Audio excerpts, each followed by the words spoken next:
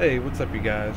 Ew! Ew, ew, ew, ew, what is all that? Oh. Basketball Jones! I got a basketball Jones! Kill it, kill it, kill it, kill it! Okay, here we go. Woo. The bomb! What the bomb? Fantastic. Ah, blew his toe off. Come on, bud. Taking that toe. Get out of my fucking game! Whose house? Mira's house. Bitch, I run this city. But only consensually. Girl, you know I'm gonna ask for permission.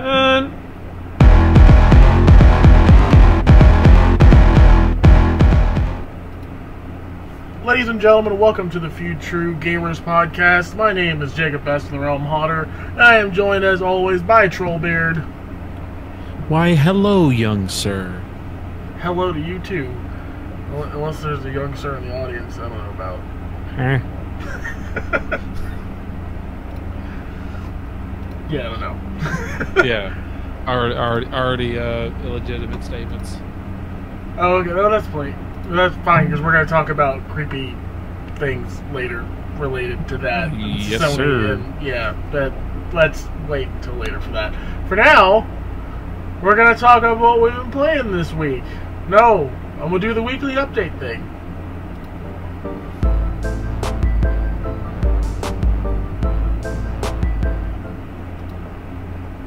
Yeah, so there you go. So this week they announced we got Halloween stuff, really. I'm going to show a video from old Destiny because we don't have video of the new stuff. But they announced that they're going to do the Halloween event, and it's starting on my birthday. So that's kind of rad. Yay, Destiny stuff. Ah, fuck you. I'm going to say yay to Fortnite stuff, too. Yeah, we're going to do another Festival of the Lost event. Apparently they're turning the forest, the digital forest thing, the infinite forest, into the haunted forest, and you have to survive there for 15 minutes. It's going to be very dark and very creepy, I guess. There'll be lots of things to get, lots more masks. There's even a cute little cat ghost thing. So that's cool. These events are usually pretty good for Destiny, so hopefully they keep it up. I'm excited about it. It's something different. One little thing about Destiny news, actually, they are not requiring you own the previous two DLCs, the Warmind and the Osiris, because they're now going to be included in the Forsaken pack. Well, that's nice after they probably sold quite a few hundred copies of those DLCs on sale. It's fine, Troll. We're going to get an emblem. Oh, yeah, what? Hold on, I gotta look this up. Feels bad. Yeah, we're getting an emblem and, like, emotes. I don't know, like, what should they do with this kind of stuff? I don't know. Okay, yeah, we're getting Veterans of the Hunt bundle. You get a unique emblem, a unique shader, which just looks like a Dead Orbit shader. Knife Trick exotic emote, Coin Flip exotic emote, and it looks like one of each of the consumable, which will be the Fireteam Medallion, the Vanguard Medallion, the Crucible Medallion, and Finest Matter Weave. Hopefully, it's a bunch of Finest Matter Weaves, because that'd be fucking nice, because those are the ones that get you the Masterworks. But it'll probably just be one. Yeah, it'll probably just be one, like, hey, bud, good game, sport. Yeah, kind of how it feels. Yeah, it's not like, hey, kids, we're all going to go get pizza after the game. It's like, hey, kid, you can have an ice cream cone from McDonald's. When I first saw the news, I think I saw, like, a subtitle, like, kind of referencing that... Referencing? What does that mean? Referencing that they're going to make it up to the people who already bought the DLC, like myself. And I was like, oh, what would be nice is if I get the season pass for this year. Of course, that's not going to happen, because it's $30 just like the season pass I already paid for. That sucked. Yeah. Forsaken's great.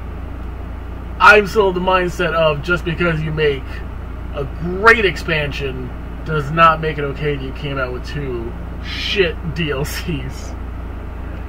because they were shit. Like they weren't very good.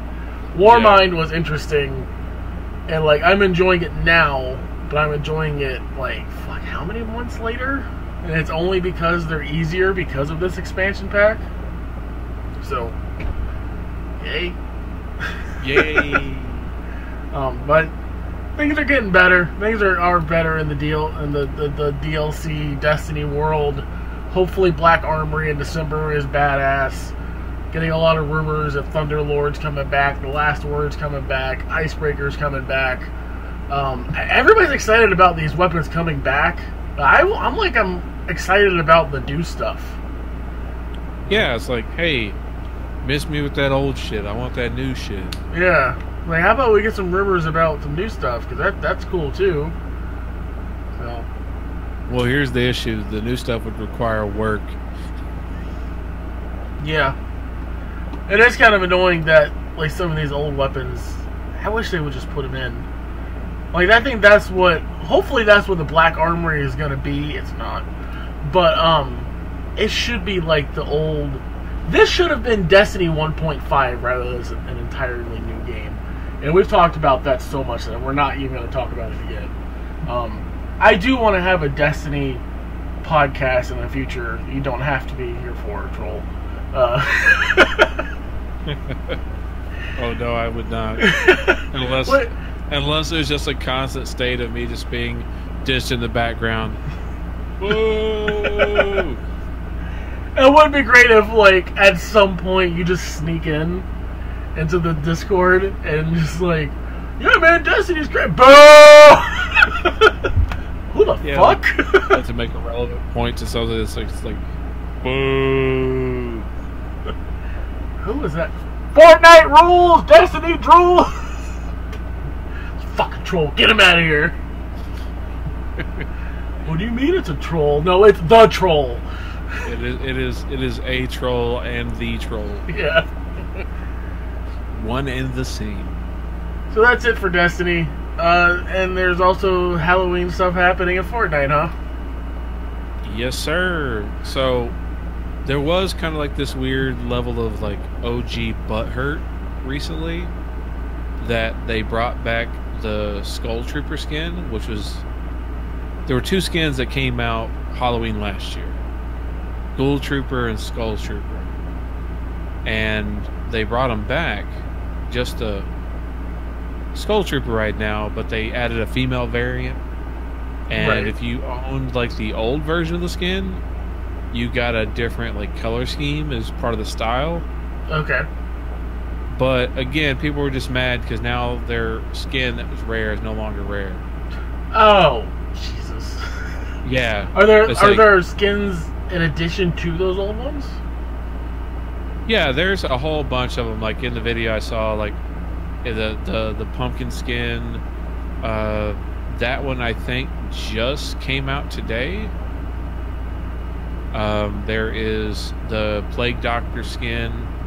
I bought that one. I like the Plague Doctor one. Yeah, the cape looks nice. The SNL pumpkin skin. Yeah, I guess. It's something from SNL. Yeah. Yeah, man, it's just, there's already been a whole bunch. There's a male version of this skin I bought because this one with the hood looks stupid. Oh, okay. Yeah.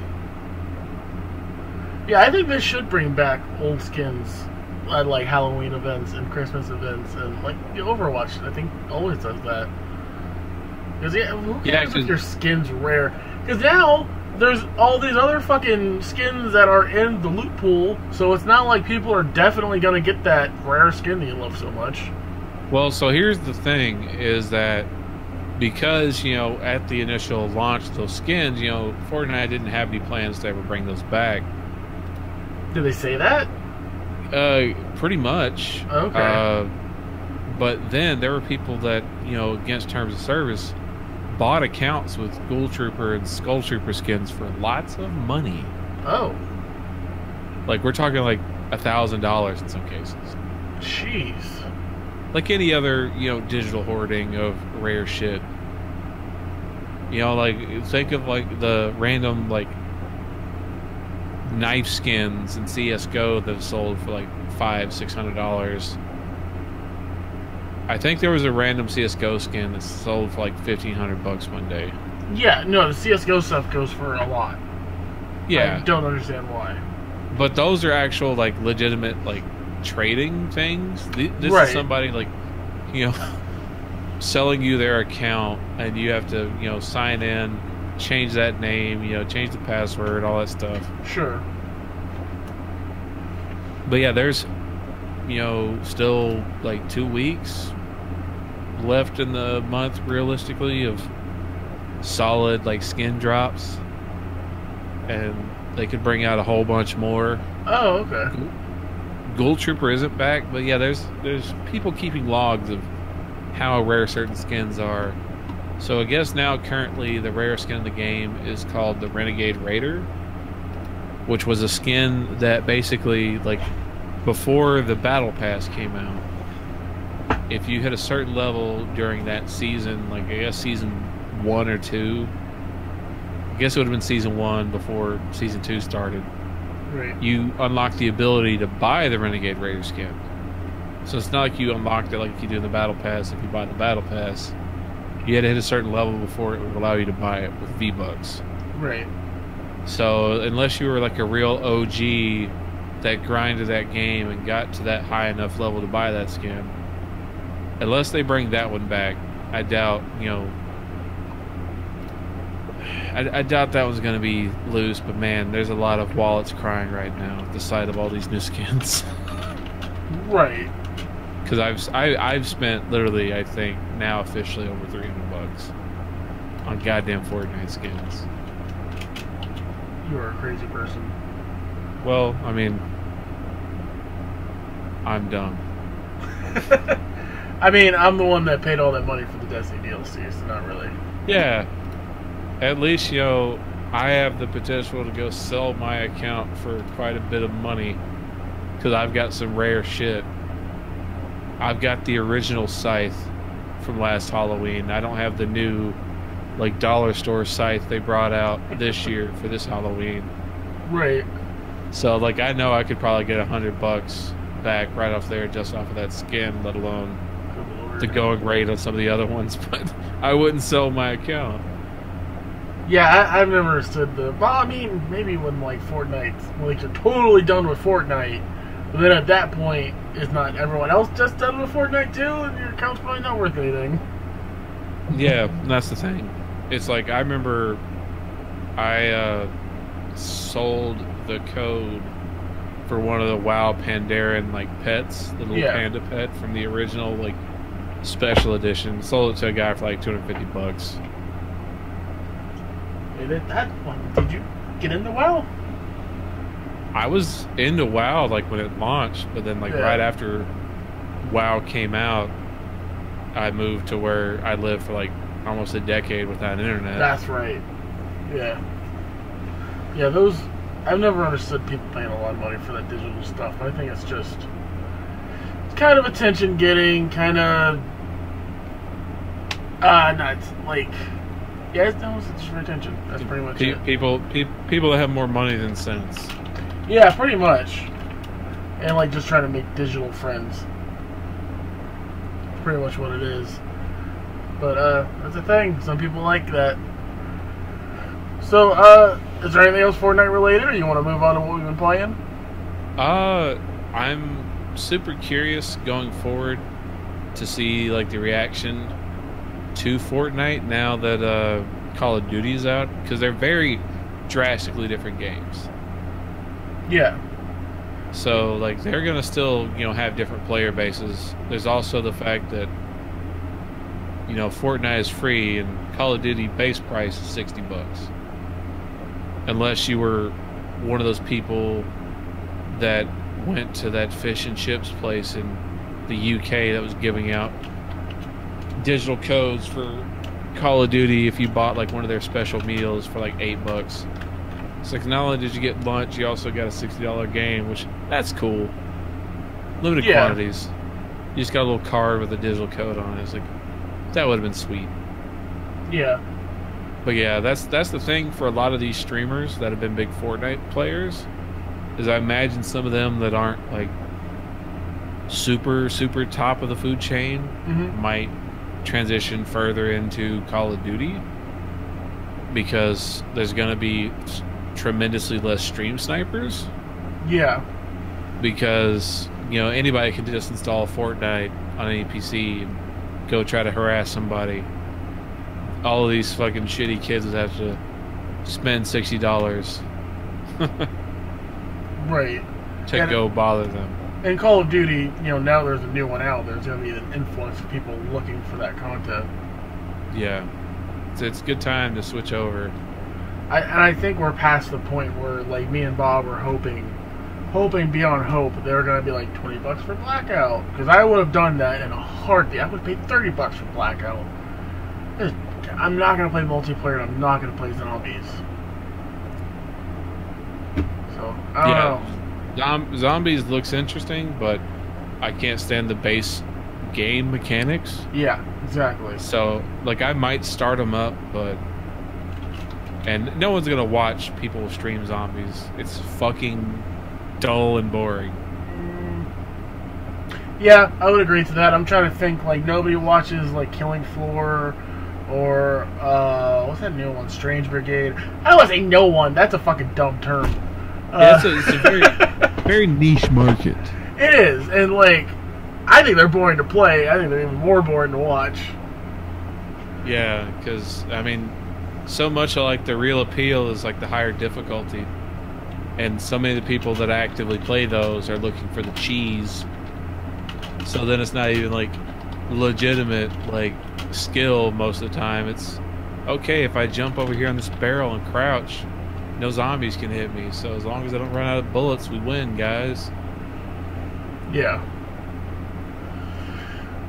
Yeah, I don't know. I don't get it. I started watching some people play Strange Brigade the other day. I was like, alright, I get what this is. Strange Brigade is interesting, at least. It's much more interesting than Killing Floor. And really, I don't want to say more interesting than zombies, but it might be. But I'm not going to play it. Well, the thing with Strange Brigade, at least, is that it kind of has character and some minor story elements. It just has some actual, like, bad design choices. I think we talked about it when it kind of came out, that the loot stream is just one and done.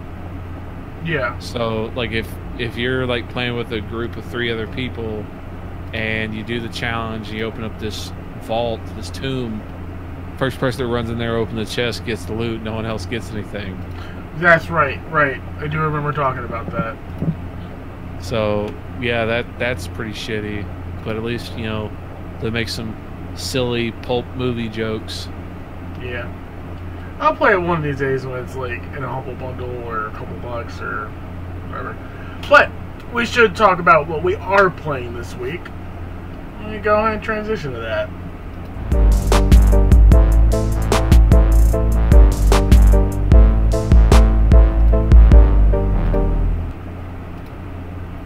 Because I have been playing Magic the Gathering Arena, and I'm calling this series Back to the Old Ways because I was really into Magic way back when, and man, I'm kind of excited to be back into it. I've not really gotten into a Magic video game in a while just because they kind of require a lot of money sometimes, and visually they weren't all that interesting.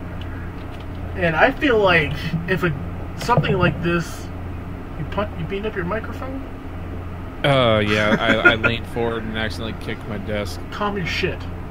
I will calm my tits, not my shit. Okay, that's fine. I feel like if a card game is going to be in a video game, it should have some interesting elements, like visually. And this one does have a bunch of animations and stuff. Yeah, so they took the old Hearthstone routine. I was actually thinking more Duelist of the Roses, but Duelist of the Roses, I'm pretty sure the characters were, like, always kind of popping up out of the cards, and that's how it should be here, but it's not. But maybe one day. Right now, you can get in for $5. You get, like, a bunch of packs and a bunch of gems. I think I had, like, dozen packs to open. Like, I had a ton of cards. There's one thing about this game I absolutely love as far as the collection of your cards go. So every time you open a certain number of packs, you get what's called a mythic rare wild card. Did you ever get into Magic back in the day, by the way? I always hated it just because I didn't want to carry that shit around. Like, I gotcha. I thought the game mechanics were, perfectly fine, and yeah. I had friends of mine that I disappointed for years because I didn't play Magic. I feel pretty much the same way you did. But that was like what we did was play Magic, and obviously I managed a board game store, so I didn't really have a choice. Yeah. Luckily, all my shit was at the store, so I didn't have to carry it around. But Mythic Rare is like that kind of orangish rare color that on the emblem that indicates that it's like super fucking rare. Every time you open so many packs, you get a Mythic Rare wild card. When you open up packs, you have the chance to get wild cards of different rarities.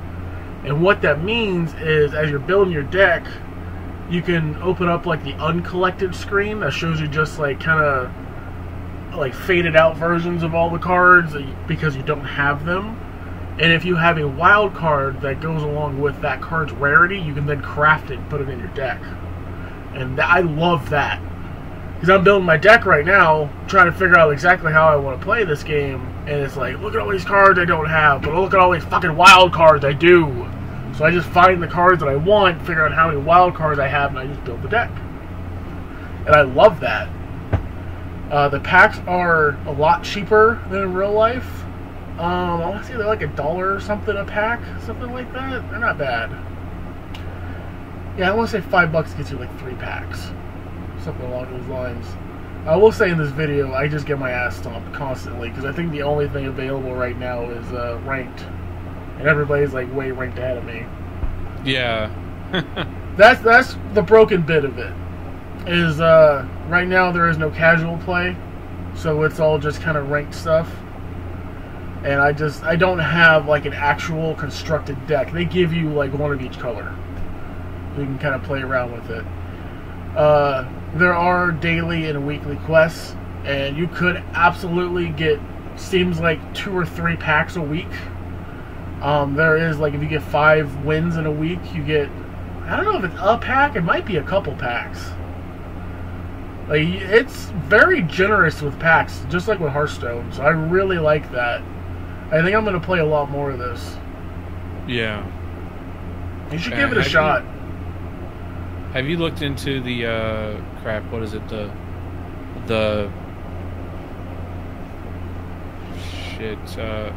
Dota 2 card game? Relic? Is it Relic? I thought it was... Artifact. Like Artifact. One of them old-ass stone things. Yeah.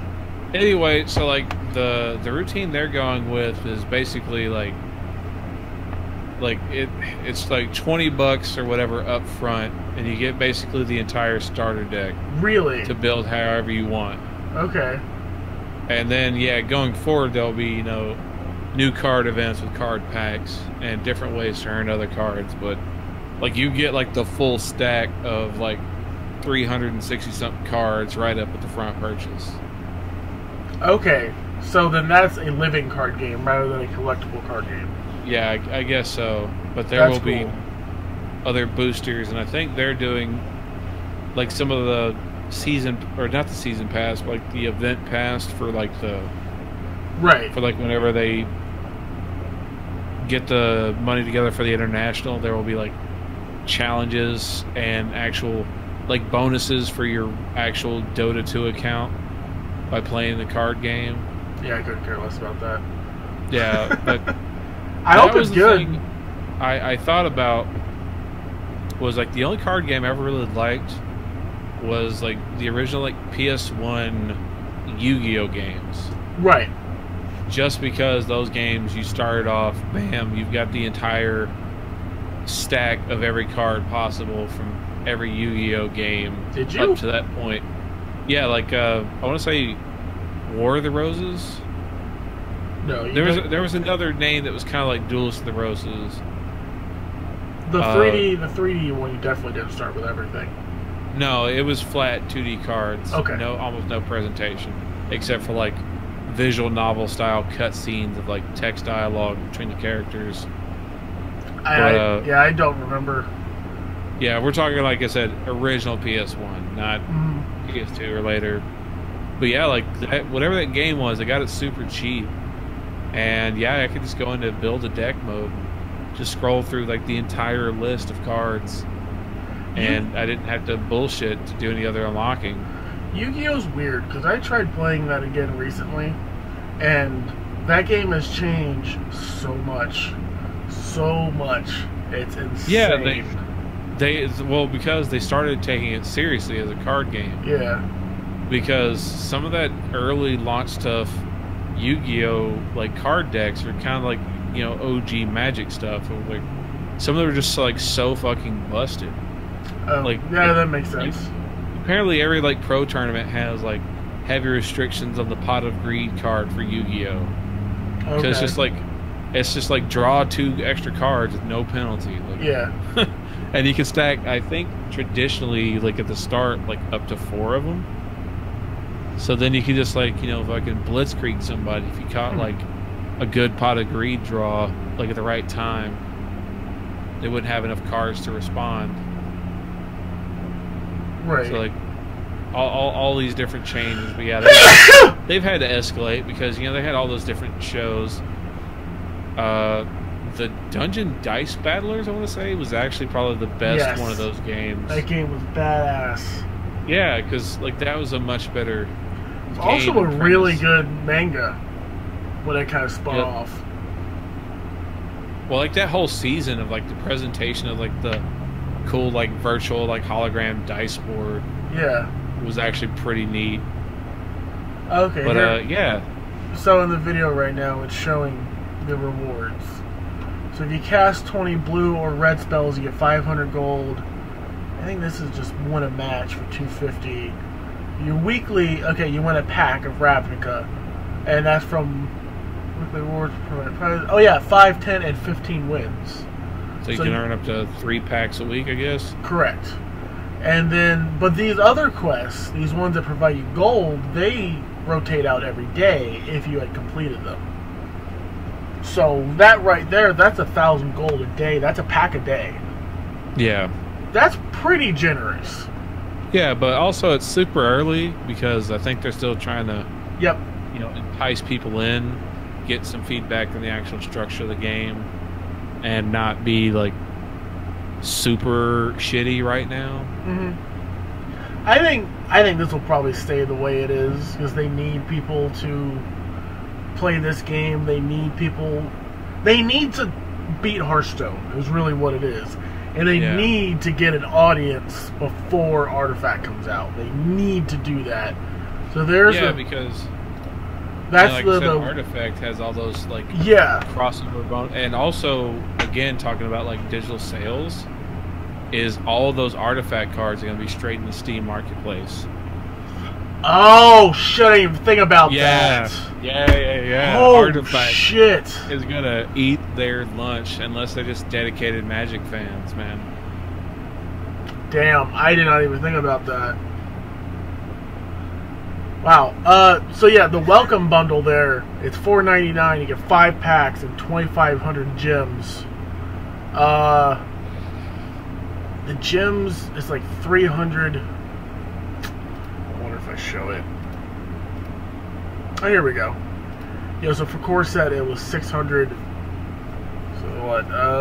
So yeah, you get 12 core sets or whatever packs. All the packs are the same price.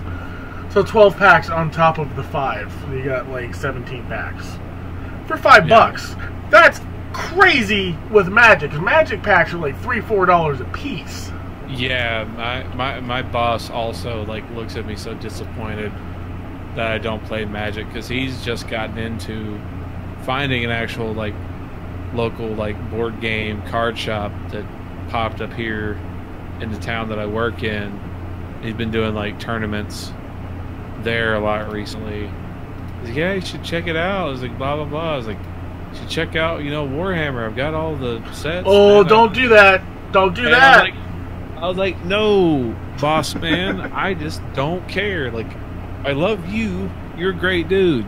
But no, I don't want to do that. Like, there's a weird kind of war. Unemployed.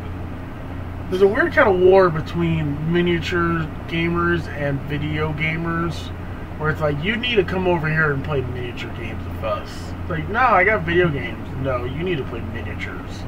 Like, just fuck off. How about I just hit a button to set up my game and play it and have fun, and I have to spend 40 hours putting all the shit up and painting it and dusting it off and keeping it nice and organized? Like, no. Right. Yeah, and like, just to be clear, like, I love board games, obviously. I used to manage a board game store.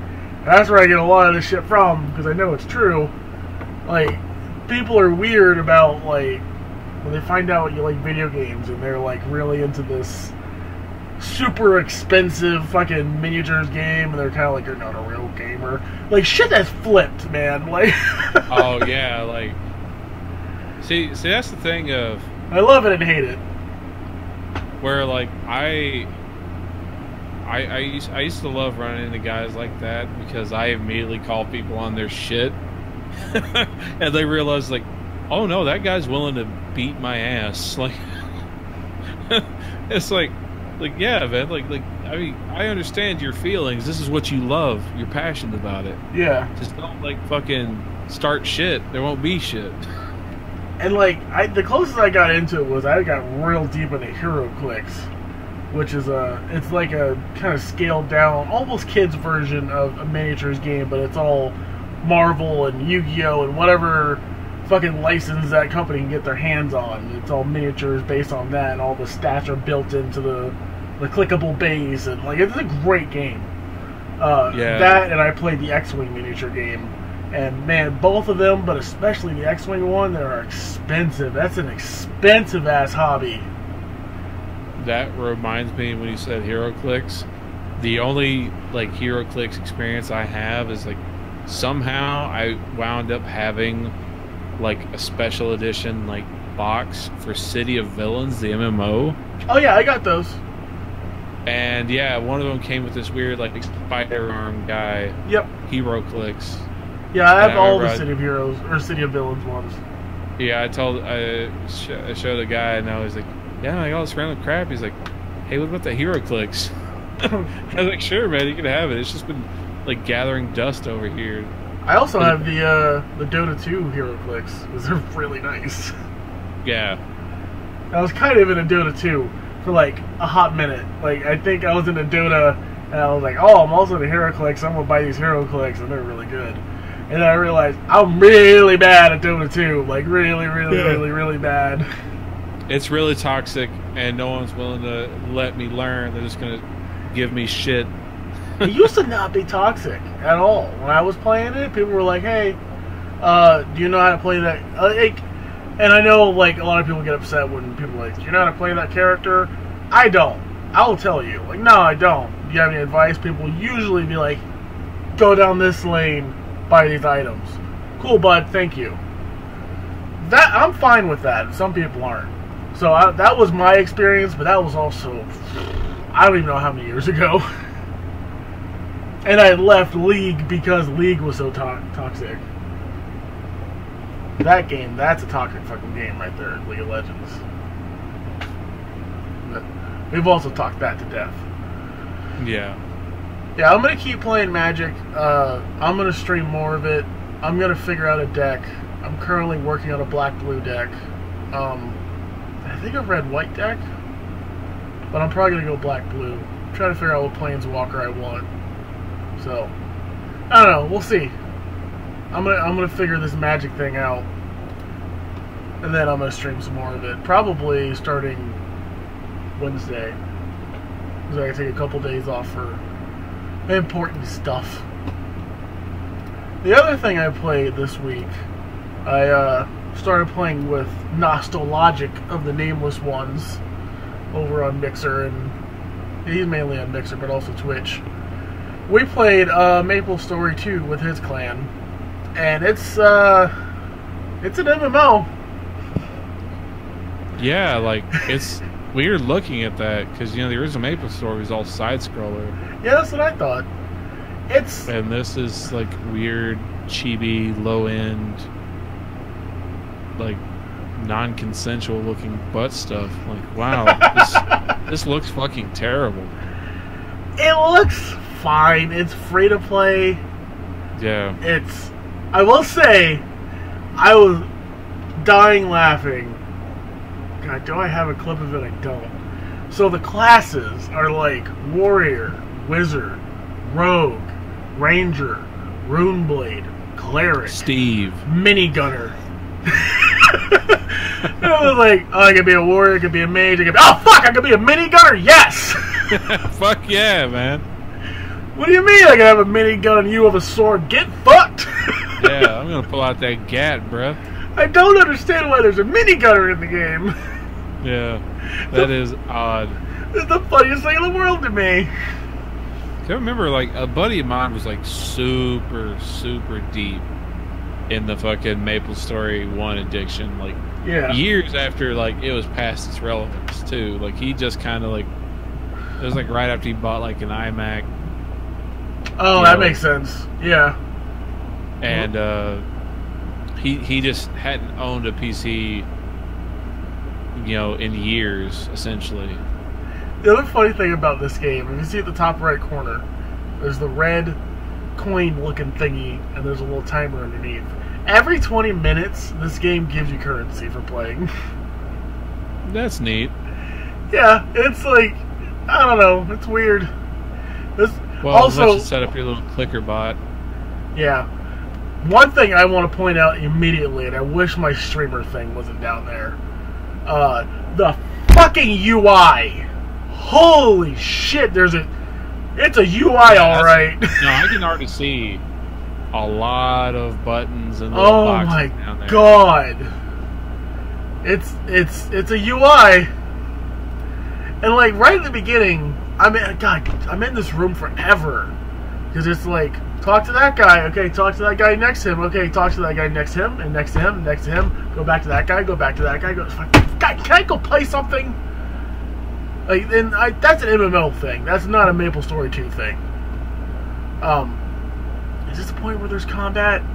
I felt like there wasn't combat for a while. Yeah, man.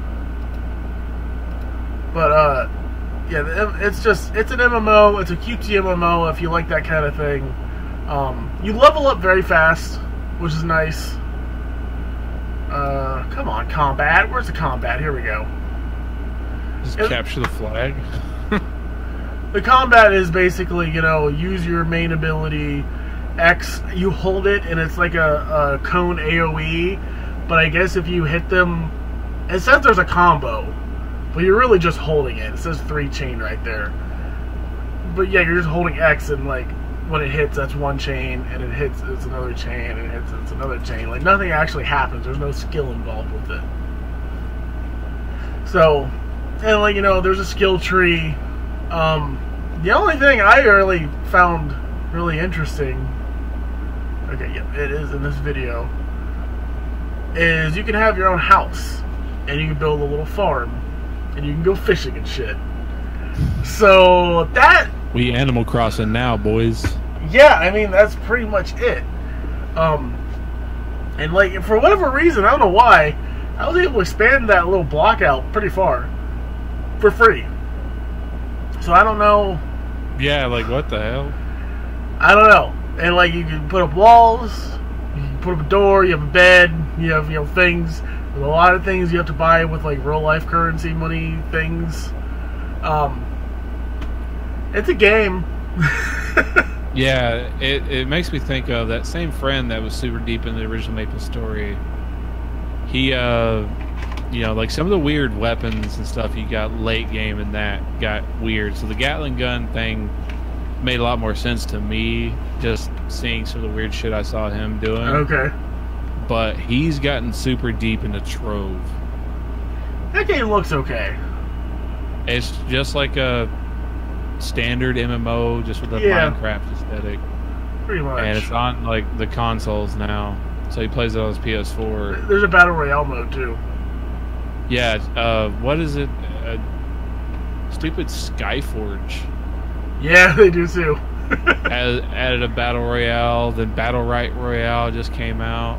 Yeah. And everybody that was like this weird MMO or RPG decided to also add one. Like, it's so bizarre. Yeah, the prophet Jeremy J. Kyle G was correct. Like, all these fucking battle royale games that we really don't need. I'm okay with it. Like, I'm okay with it as a mode in a game, but not every fucking game has to have it. But I'm really looking forward to the Forza Battle Royale. Yeah, like 100 drivatars load into a server. The server crashes. They all die. And like, this is the last word on MapleStory 2. I am, like, I don't even know. I'm just so against MMOs. I don't think I'll ever play an MMO with that style of gameplay, that hotbar style of gameplay. I don't think I'll ever enjoy a game like that. So I am the worst person to get your opinion on MapleStory 2. It's free. Go try it if you're interested in that art style or MMOs. It has a big, interesting world. It has an interesting story. Don't quote me on that one. So, I don't know. Check it out. It's, like I said, it's free. It's worth spending. I spent like an hour playing it. I'm not going back to it, but... I say, yeah, it was free. I mean, if you are remotely curious, you know, there's no barrier of entry to check it out. No. There's a bunch of different classes. Apparently the rune blade is broken. No, in a good way. But, one game I played, you played last week, and man, I cannot... You gave me 2 recommendations that I played this week. One being Forza, that I holy shit love. Holy shit. Like I said, you know, last time, it's like, it's a fucking amazing game. It's just, it's either going to get its hooks in you or not. It's got its hooks in me, man. It really does. And, like, I am not a racing game guy. I am probably as much of a racing game guy as I am an MMO guy. So this one, holy shit, I'm in with this one. Okay, yeah, you picked the orange, older style car at the beginning, huh? I picked the Focus, Ford Focus. The Ford Focus, yeah, Yep. that was the one I was gonna pick originally, and then I accidentally hit B, and shit. I saw the big dumb muscle car. I was like, "Fuck yeah!" Yeah, I It's almost took America. that. Right, I almost took it. I'm a Southern man in America. I needed the dollar store General Lee in my life.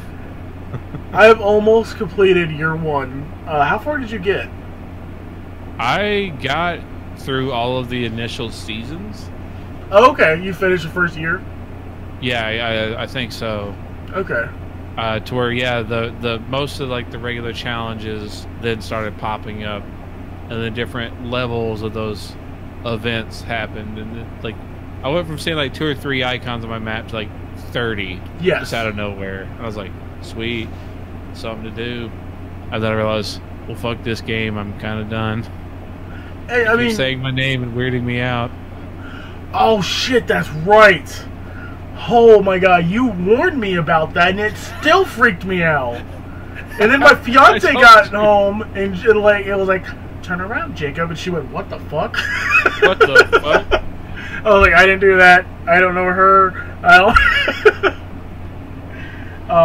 Like, yeah, who is this Anna that you're talking to, Jacob? It's weird. It's kind of cool.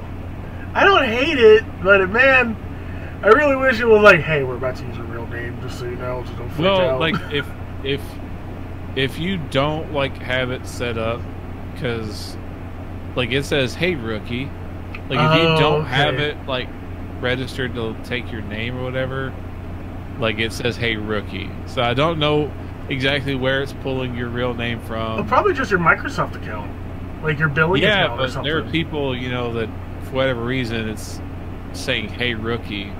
And a lot of the people at preview events, apparently, it would just say rookie instead of the name. Huh. But then they switched Xboxes and it was saying their original name. And it's like, yeah, that's super weird. Because also, like, with, like, the AI, like, bot, you know, recorded voice saying your name. Yeah. it also, you know, makes you think of just like how dumb and robotic some of the characters are, but they're just meant to be quest givers. I like in them. the inmost sense. I like just like, them. hey, go here. I Like, it, yeah. Like all of them seem to be like victims of a Joker incident. All right, you've done a really good job. I think you could keep doing this. Keep going, bud. It's like laughing gas got dumped into the entire English countryside. Everybody's just smiling and you know, upbeat, and I'm a bitter old man, and I don't appreciate anybody having mirth. I am mirthless. I am allergic to mirth. I enjoy all the happiness in general, I guess. No, I'm just like, are you really this happy? Are you really this excited Right. that I just drove a shitty car that was given to me? And then I also was given a house from a movie company because Yeah, what the they fuck? left. Like, what the hell? This is like $100,000 building. I Yeah. just randomly get, and I did like 4 stunts for your movie. What the hell? No, one stunt. It was like 1 or 2 stunts. Yeah, because you do a few. There was like the original one where you jump the Bugatti, and there was the other one where you're driving the old school like 1900s like racing car. That one was Yeah, hard. that's the only 2 I remember now. Actually, you say. Yeah, I think it's 2, and then you get the house.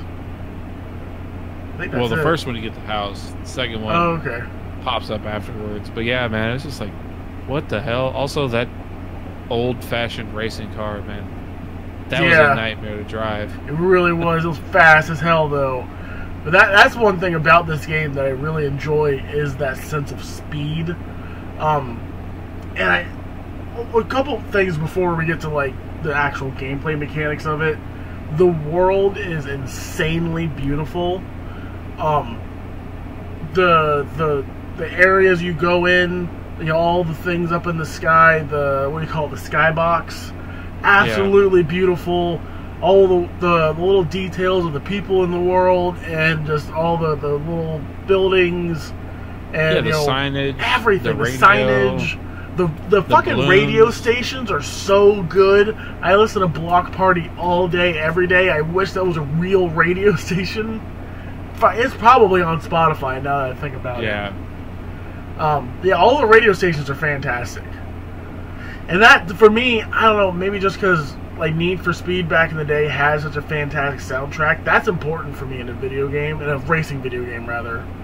And then the seasons every year, and when the day and night cycle as well, that also changes things. Like this area right here you're driving through, the Horizon Festival, is so goddamn cool at night. Yeah. And then the changing of the seasons dramatically changes the game.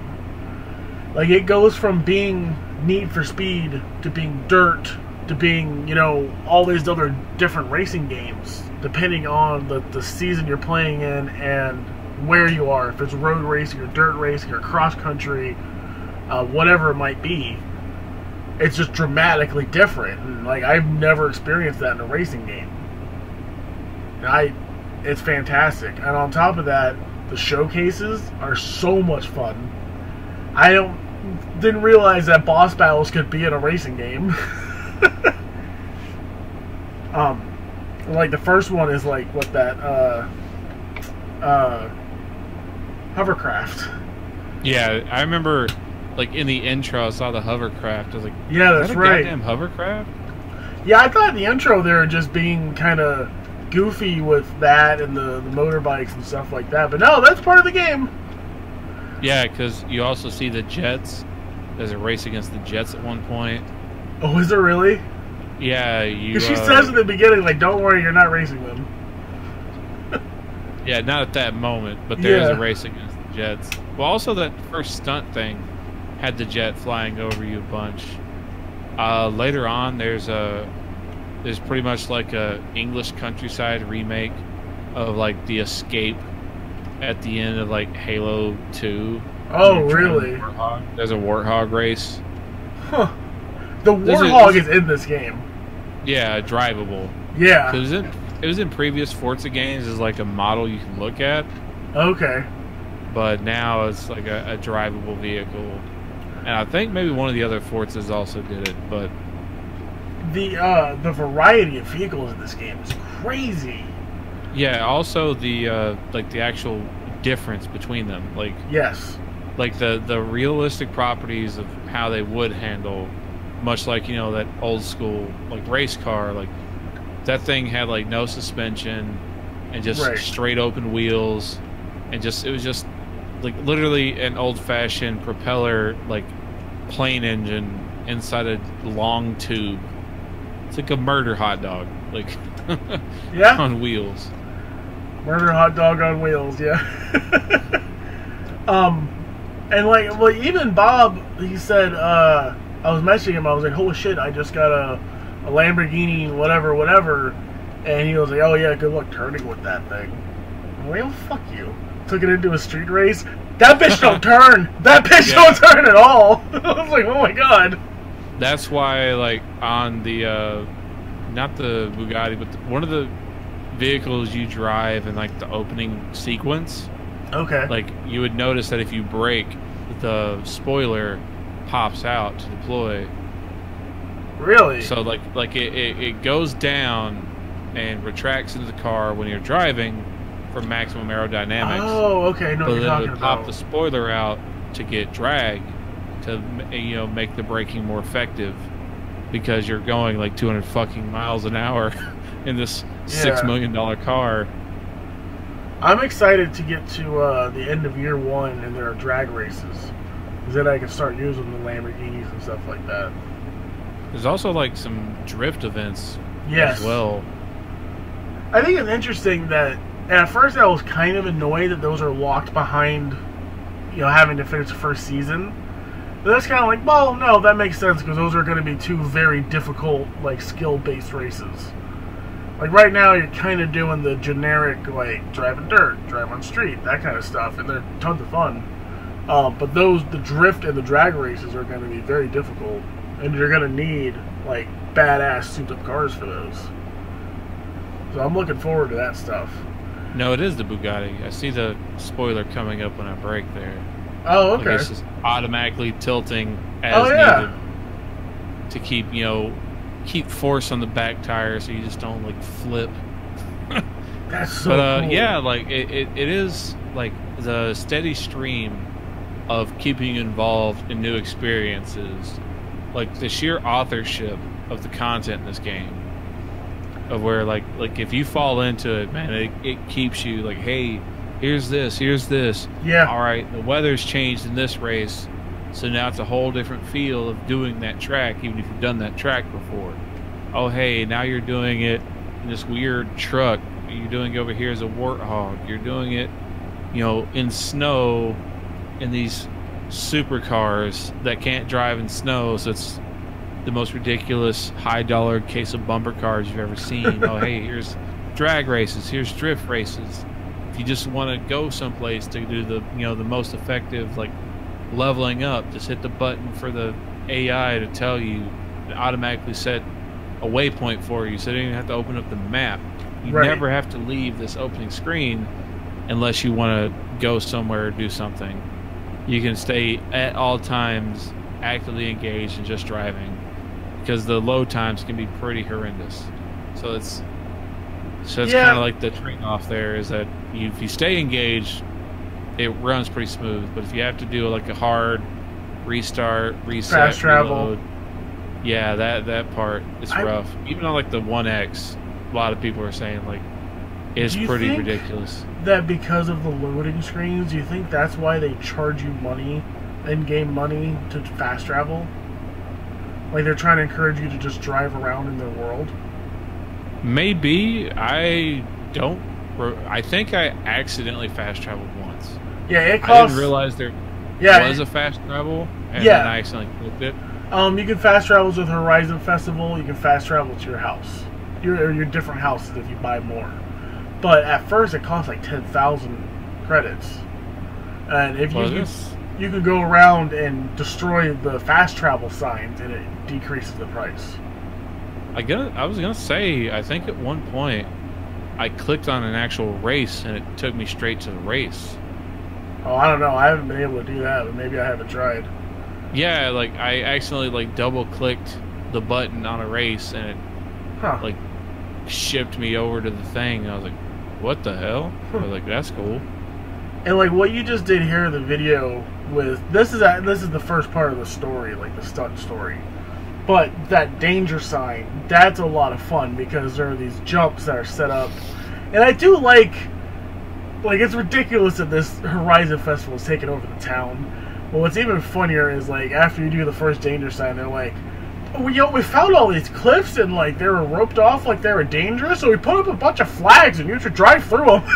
It's like, yeah, it's like, what the fuck? It's like YOLO, bro. We out here. It's the Horizon Festival. Absolutely bonkers. I also really kind of got annoyed at the street races of like the guy said, we're not official, but everybody will know your names. Like, don't act like you're doing something shady in this giant racing festival that's destroying this countryside and this town. Like, everybody's shady right now, man. What do you mean? But then also, like, all the other people are like, did you do that street racing? Like, oh, the unofficial one? Yeah. Oh, yeah, the unofficial one I have to do this next thing, yeah. Don't talk about street racing. Did you do street racing? Like, yeah, but we're not talking about it. And on the radio, they're like, oh, did you hear about this street racing? What the fuck? Yeah, man, what am I supposed to think here? I do wish it was a little more discreet. Just to kind of fit in with the story. One thing the thing that makes it playable for me, being a guy who does not like racing games, are the difficulty settings. You can go in there and you can make it so that, you know, when you need to turn, it helps you brake. That has helped me a lot. You can change the knowledge or the difficulty of the guys you're racing against. You can change it from automatic to manual. You can you have the little lines on the ground that show you like when to speed up and when to slow down. There is a thing for if your car goes out of control, it'll help you get control of it. There's a lot of different things that make it like Need for Speed, but then you can shut all that shit off and it makes it like Forza Motorsports or Gran Turismo. And that, to me, that's incredible. That is such a good feature. Because I need all those helping things. And actually, if you turn all the sim stuff on, you know, the more like Forza Motorsport or Gran Turismo, you get more money, more experience. So it does benefit you. Yeah, there's a reason to do it other than just a challenge. Yeah. And then just having the drivatars being like your name and Bob's name and all my brothers and stuff like that, that's fun. And I would love to know, like, it says Trollbeard, but is it your car that you souped up and everything? I'd be really curious to find out. So. I only had like the 2 or 3 cars. Okay. I don't remember what your drivatar was driving, but I would hope so. Yeah. Yeah, I like that because I'm like literally I'm yelling at like you or Bob all the time, and it probably is your car because you are typically the person I'm trying to beat. You and like Major Nelson and a couple of the Achievement Hunter guys are almost always at the front. So it's the people who play the game who are at the front. So it probably is your cars. And at the very least, it's you as the game perceives you, like your racing skills. Because that's the whole point of the drivatar thing. So, everything about the game is fantastic. I'm going to keep playing it. I'm at the point now where, like, I would probably buy this for $60 if I didn't have Game Pass. Yeah, because the thing is, they just, I want to say like a month or 2 ago, took Horizon 2 offline. So, oh yeah, why was that? Licensing of music and some of the cars. Oh. Like there's not enough people are gonna buy Horizon 2 to justify paying a couple $100,000 to relicense all that stuff. That makes sense. So yeah, they delisted it. They pretty much gave it away and gave all the DLC away. Like it was on sale for like $5, or no, it was. I think it was included in the games with gold. Yes, I think it was. So yeah, as long as If I go long as you play bought it. Forza Horizon 2, am I still going to have all that licensed music and cars? Yeah, they just can't, sell it anymore like that. Gotcha. They can't make profit off of it. Your original license includes some of that stuff, but Okay. no further purchases past the expiration date essentially would be eligible, and they'd have to relicense. You picked the same car as me for off-road. Yeah. It was a sick looking car. I'll go ahead and go I ahead. love it. I just love that car. Yeah. We'll go ahead and talk about. I never switched back to the Oh, OG really? like muscle car after that. Like I don't know if I ever tried to like actively choose to swap cars. 'Cause I never bought another car than these two. Damn. Now that I'm thinking about it. I have so many cars. From buying them and from the spin thing. What is it? The spin wheel, yeah. That is so much fun. That, and so many, I was listening to podcasts, they were like, well, that's a loot box. And I was like, no, it's, oh, fuck, it is. Well, see, the thing is, in the previous Forza games, it was actual paid money loot box stuff. I think, can you still buy them? I don't know if you can in this one, but that was a thing with Motorsport 7, which came out, like, I want to say at the beginning of the year, in the last year, was that, people were mad with the way like, if you bought, like the big edition or whatever, like you got, like, this permanent, like, boost to, like, your XP earned, and they changed it to where it was only for a certain number of races or certain amount of time, when the previous games had been permanent with that boost. And everybody was up in a fucking stink about that. Mm-hmm. And then this also happened not too long after the Battlefront 2 shenanigans. Right. So then I guess they just kind of like fucking hatcheted, they killed their babies. Like, no, let's just take this out and dodge that bullet. Like, let's fucking hit the ejector seat, champ. Get out of here. Yeah, I didn't even think about it being a loot box until someone pointed it out. I was like, oh yeah, I guess it is, but it's a fun loot box. Like, I don't. Yeah, you get them all the damn time. It's like, sometimes that's the evil secret about a lot of these loot boxes are, if they're done well, nobody fucking complains. Yeah. If they're not obstructive and they're not, manipulative, it's just like, hey, click a thing, get a prize. A lot of people still like that. Yeah. And, like, I think it's a shame that, they have this neat thing with the spin mechanic, and then there's the super spin, which you get 3 different things from. I think it's a shame that, and it hasn't happened, so it's not a shame. But that this is like, oh, that's a loot box. Like, oh yeah, but it's fun. That, don't call it a loot box. Don't call it a comeback. Yeah, I was about to say, don't call it a loot box. Exactly. Because it's fun. It's like, and like, they fucking give them, like, if I sit down and I play Forza Horizon for like a couple hours, I'm probably going to open like half a dozen or more of those spin things. And they give you good shit. Like, it's emotes and it's clothes, which suck. But then, like, sometimes it's just a big fucking fat sum of cash. Yeah, dude, I got my Lamborghini from a spin. I was very happy with that. I got a bunch of goofy ass, like, super old cars. I don't know why those are in the game, the really old stuff. But they're fun. Because they're giant car nerds. Yeah, that's what I kind of figured. I was like, I'll drive this around a little bit, okay, but I'm not gonna race with it. Yeah, it's fun. It's whatever. There's like the old Ford, like the original Ford car, I think. Probably not, but it's around that era. Shit like that. It's just fun. I think it's just something to drive around the open world with. Yeah, I love the game. I love everything about it. I'm gonna play the hell out of it. Thank God for Game Pass, man. Yeah. But and I will go ahead and bring up a news story we're gonna have for later. Forza Horizon 4 has had 2 million players in the first week. Holy shit. Yeah, for a racing game, that's especially a lot of people. Let's see, 4.6 million hours of Forza Horizon 4 gameplay has been watched across Mixer, Twitch, YouTube, and Facebook as of October 9th. Now that stat's kind of unfair. Yeah? Because there's Mixer integration with this game. If you're watching streams or streaming, you earn influence.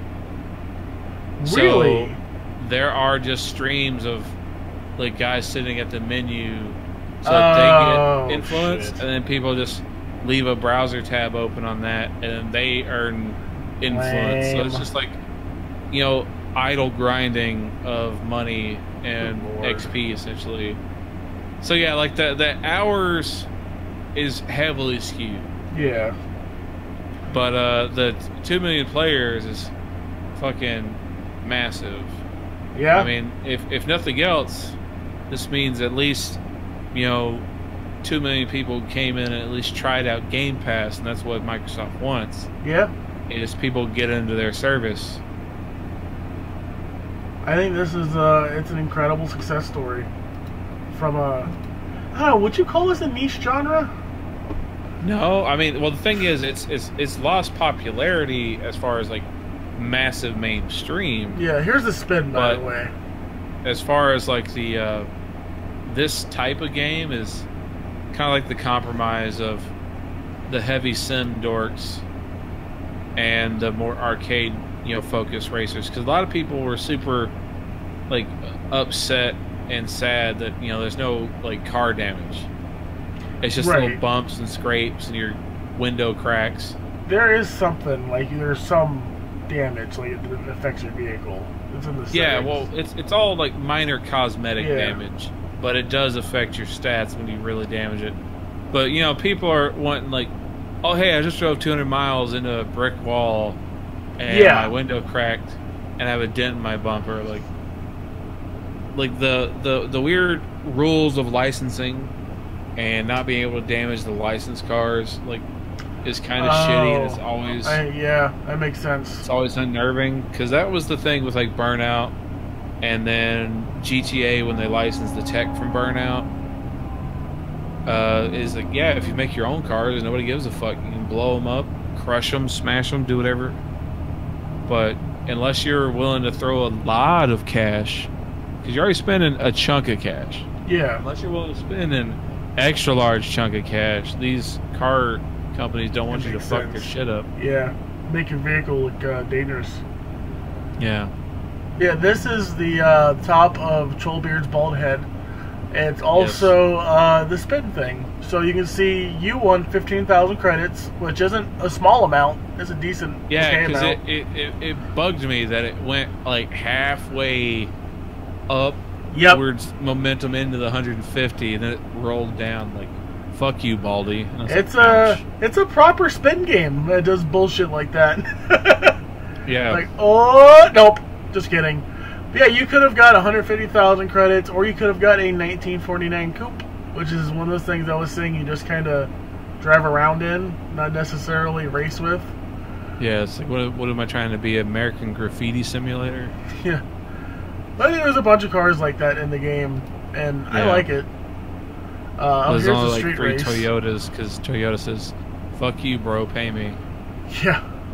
Yeah, Bob was upset that his car, you have to win at like a spin thing. The one he wants.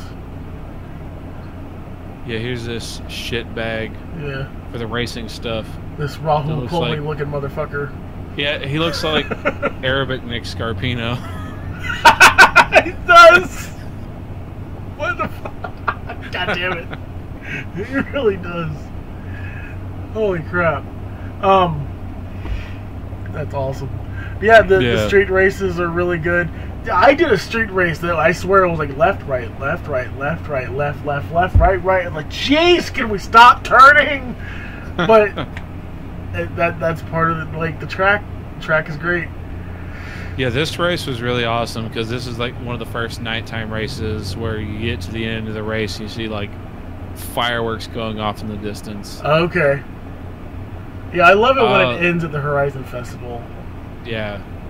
The best thing about this game is like this is kind of really like the real pinnacle of people seeing the talent at playground games. Okay, yeah. Because Playground Games is one of the studios that got bought by Microsoft. That was smart. And the current rumor about the game Playground Games might be making is the next Fable game. Really? Yeah. Oh shit. Now, like I said, that's all a rumor. They're working on like essentially like an open world RPG known franchise. It's like, well, fucking Microsoft only has one of those. What do you mean? Could be Secret of Monkey Island. I think they own that, don't they? No, I think Telltale bought up the rights for continued games of Monkey Island. There was some like adventure game like that they owned. I can't remember what it was. Yeah. Maybe I'm just talking out my ass. It might be. There's probably something, but that's an adventure game. That's not really a RPG. Fair enough, yeah. Smack people, and you have this cool spell that pops out ghost swords that fly out and heat-seek into people's throats. Like, I could go for another Fable game. I like Fable 1 and 2. Well, I was going to say, they had games. like 2 Fable games get canceled. Yeah. And then the only games that kept coming out were like the pub games and the weird like card game I think that's out on the Xbox One. Apparently it's really good. I don't know. I got enough card games going on right now. Yeah. Yeah, so I think we gushed enough about Forza. I think that might be my new weekly update, by the way, is playing Forza. Yeah, I still kept it installed in the Xbox. I might drop in when I don't feel like doing anything else and just want to change of pace, because right now I'm like alternating between 2 shooters. Yeah. So I think I may keep it in the mix, because I talked before, like we started up in the Discord about I had a game like this previously, Steep, the snowboarding game, and it was just one of those, you just drop in. Some of the music was real cool, or you could just turn on your own playlist or podcast and get caught up in that. You just kind of zone out for a little bit, but Forza is a lot more difficult unless you really turn the difficulty down. Yeah, but even when you do that, it's still a very difficult game. At least that's what I've experienced. The last thing I want to talk about, I don't have on YouTube yet, so I'm actually having to pull this up from my computer, is a game called Enemy Mine. It's like this 1942 Gradia kind of space shooter game. Okay. Yeah. Just straightforward, and then you get to rip a motherfucker out of the ship and take over his ship. That's how you change weapons in this game. Is you use this ability. Skyjacking. Yes. And you gotta turn around and shoot things. Like, I just switched to this ship and he's got a beam weapon. There's one ship that doesn't have weapons, it seems like.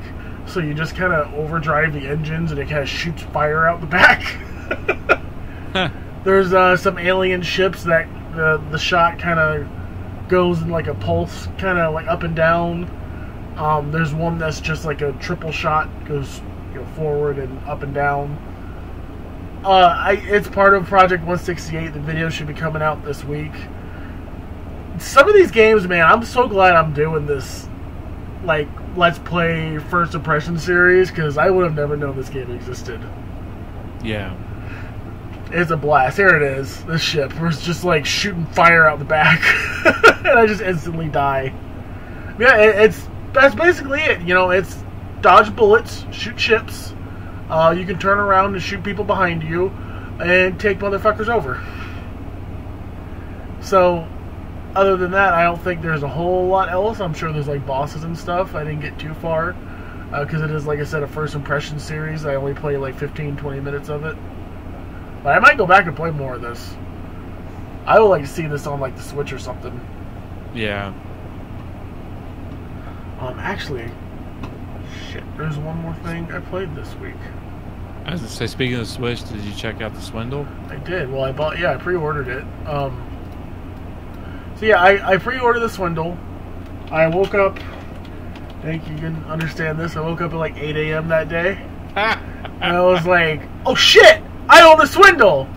I'm gonna play it! Started up my Switch and it's like, you pre-order this game or whatever bullshit it says, and I'm like, yeah, it comes out today.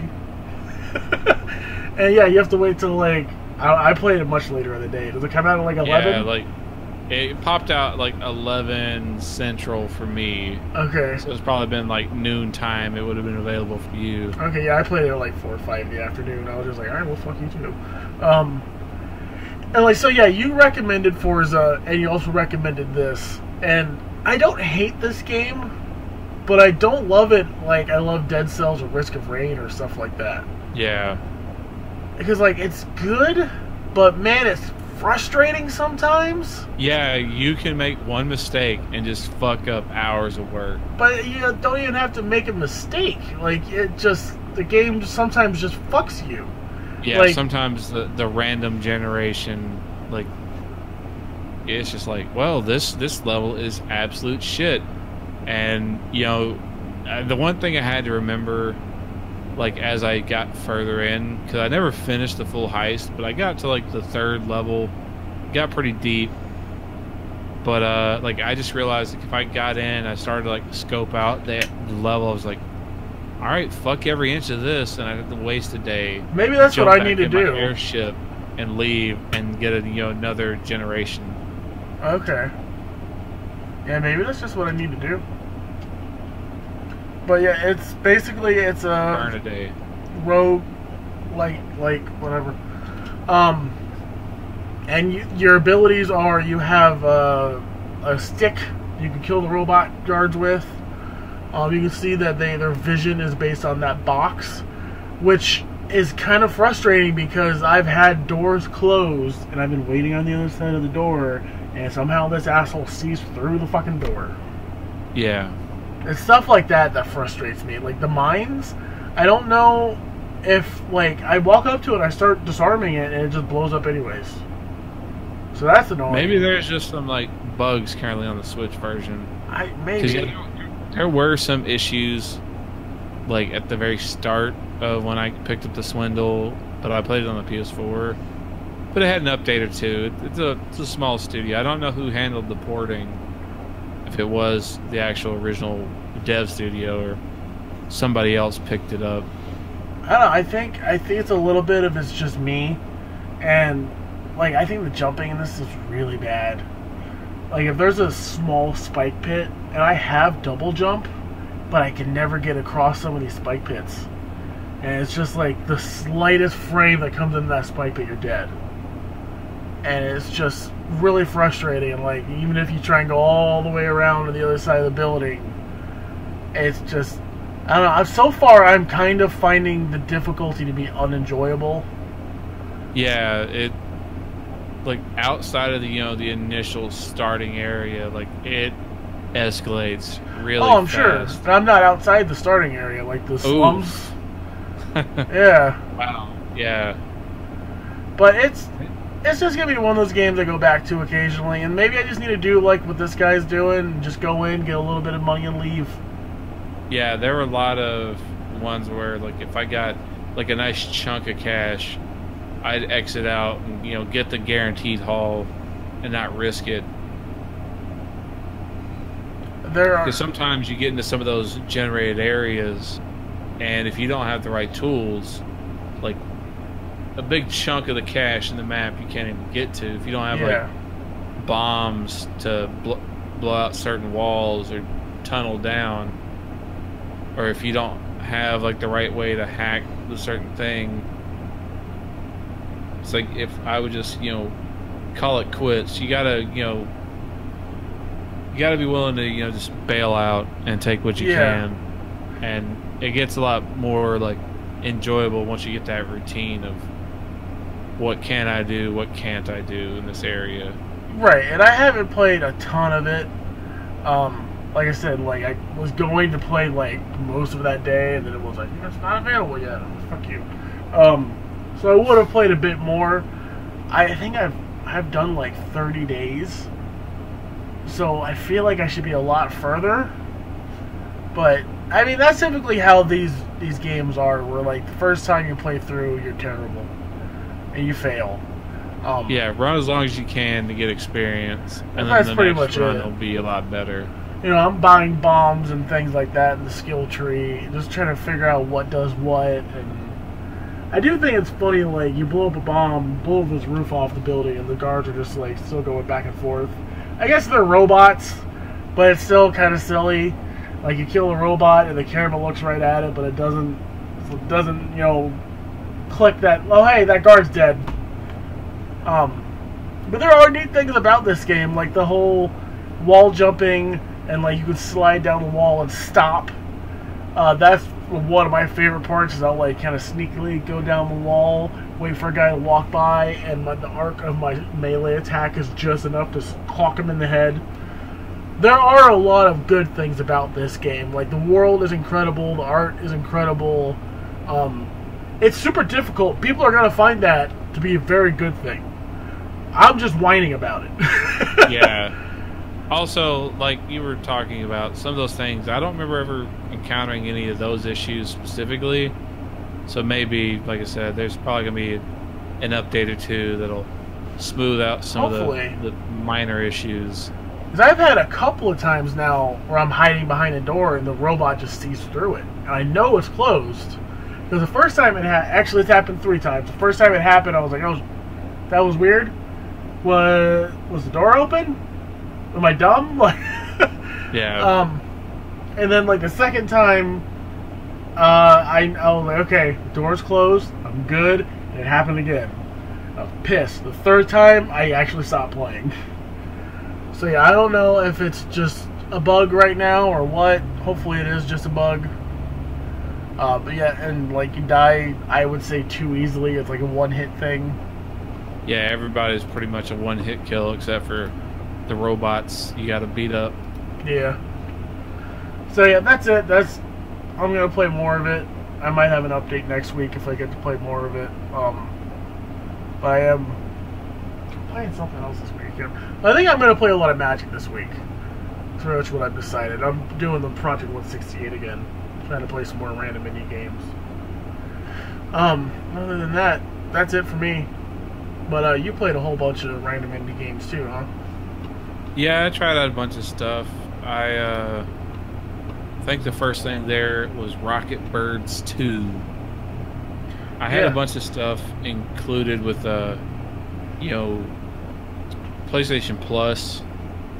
Oh, okay. So I checked out basically all the small games I hadn't tried in, like, the past month or so, free games.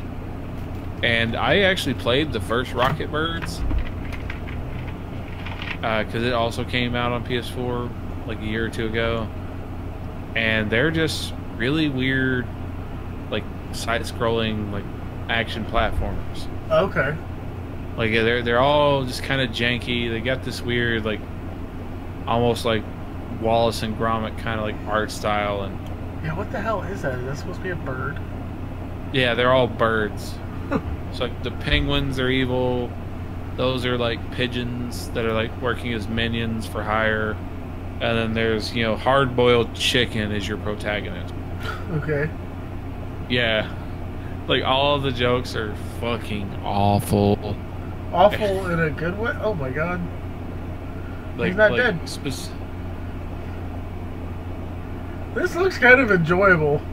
Yeah, like it's pretty well made. It's just, man, it's got some weird stuff and some bad design choices personally. Like, I'll tell you what I did play. I'm only going to talk about this for a second because it's not worth my breath. I played a game this week that's going to also come out this week for Project 168 called Chaos Domain. Have you heard of this? For a second there, I thought you were talking about Binary Domain. No. Don't you dare speak ill of Binary Domain. I have that. I don't know what it is. Maybe that'll be part of Project 168. But no, it's like this, the same style of, like, side-scroller shooter. Except, did you ever play Sunset Riders on the Super Nintendo? Yeah, well, I played it predominantly in the arcade. Oh yeah, that's right. I mean, remember how the bullets moved real slow and you could kind of avoid them? Yeah. That's how this game is, but you can't avoid them. So it's really fucking annoying. It's a terrible old game on the Unreal Engine, and I fucking hated it. That's it. This game reminded me of that. There's my obscure game of the week. I was gonna say that reminds me of another random like Unreal Engine 3 like Steam game I picked up years ago. That was essentially just rolling a giant ball through a map and like breaking stuff, and it was kind of a shooter. What was and that? I don't remember the name. I know exactly what you're talking about. It was like a tech man. demo. Well, like the version they sold on Steam was like a full like. Oh yeah, but it was Shitty basically portal. a tech demo. Yeah, essentially, yeah. They got like this mechanic working in the engine, and then sold it with some pre-rendered assets. Yes. Shit, I don't But, know what that was. It was terrible though. This Rocket Birds, like, it does one thing that another game on the list I found out that we're about to talk about also does. There's a button to just like kick people in the air. Why is the background moving? It's like parallax scrolling, but it's like weird God. 3D, and it just kind of looks weird. Yeah. So you can kick It does people it. in the air? Yeah, so it's just straight up skeet shooting. Like, there's a couple times where I intentionally take so much damage just running in close enough to just aim up, kick the dude in the air, and shotgun him at point blank range out of the air. 'Cause it's also like gory. Like, there's an option to turn off gore, but like there's a bunch of areas where you see me just like shoot heads off these goddamn birds or shoot their leg off. It's like, Jesus. Like, this Is there voice acting in this? Yeah, it's fucking bad. It is. It is like, hey, let's just go catch a bunch of people that record commercials for radio. I love the death animations. Yeah, like I swear, the guy Hardboiled Chicken almost, like, not to besmirch John St. John, but is almost like a bad version of John St. John. Stop with the background moving. That's fucking weird. Yeah, dude, it's super disorienting in some areas. I'm just sitting there just smashing the kick, and then finally I get him in the air. Certain enemies are like resistant to being kicked, so you gotta like just shoot them, and those always made me sad. Holy shit! That background moving is just bizarre to me. Yeah, like it's weird. There's a lot of weird choices, but I want to say this game is made like in a very low income, like, foreign country. Huh. This is so weird. Okay, see the wall. Yeah. Background's moving again. What is that supposed to be? What's the idea behind that? Well, like old school side scrolling, like NES or Super Nintendo is where it really became a thing. Parallax scrolling. Yeah, sure. Where like there's two different layers that are moving to make it look like a better effective look this motion. bad though. Yeah, but yeah, the weird 3D tilt shift thing is awkward. Now you're just Like, running back and forth like an asshole to make it happen. Yeah. Well, no, like that's the entire thing. This little thing was kind of like a tutorial of these guys like, well, let's send out this guy. Maybe he can't shoot while he jumps. Like, it's like ridiculous tongue-in-cheek humor. I kind of like it though. Yeah. Switch that Like- background. Yeah, like that the scrolling thing and the weird, like, cheap, like, old school, like, N64 era shooter, like spinning ammo on the ground, like little pickup. It's very Wallace and Gromit Chicken Run kind of thing. Yeah, Activate and third. it is just super goofy. But yeah, I mean, it's not a bad game, especially when you get it included with your PlayStation Plus subscription. It's worth giving a shot. But yeah, man, some of those jokes are rough, and they're bad puns. You get like a tool later on to like hack phones, and essentially all that does is like, did you ever play any of the old Oddworld games? A little bit. So like the original like Abe's Odyssey, there was a telekinetic power that Abe had, and like you hit the power, and you mind control like one of the characters on the map, like you could see, and essentially that's what this hack power does for the cell phone. Like you're calling the guy as like his boss, Yeah. and telling him to, hey, go open the door, but then you have to manually control and walk the character over to the door and hit the button, and then hang up the phone. Okay. Yeah, but see, the thing is, I finally figured out you can skip the fucking dialogue, because like he'd call the guy after the initial thing. It was like this whole kind of like cutscene, you know, but all the cutscenes are just like audio and conversations happening in the screen. But all the other times you had to call the same different people to do different things. But it's like, I was expecting that phone call, and then Hardboiled Chick is just like, obey. And the guy's like, okay. That's unfortunate. And yeah, like you could skip the dialogue. I figured out way too late. And yeah, it would just be this stupid long thing. You see the chicken guy pull out, it's like bleep bleep bleep bleep bleep bleep bleep. You see him go through the whole thing of dialing, the phone ringing, the guy answering the phone, and then you can't skip the dialogue until after he's answered the phone. So you still had to wait here for like 8 seconds for the animation of him calling. It's like, like there's just some odd choices with some interesting, you know, platformer mechanics here. It just doesn't, you know, necessarily feel the greatest. And, you know, some of these enemies are super bullet spongy. Yeah, I've seen that. They just keep getting up. Oh shit. Yeah. That guy's not going down.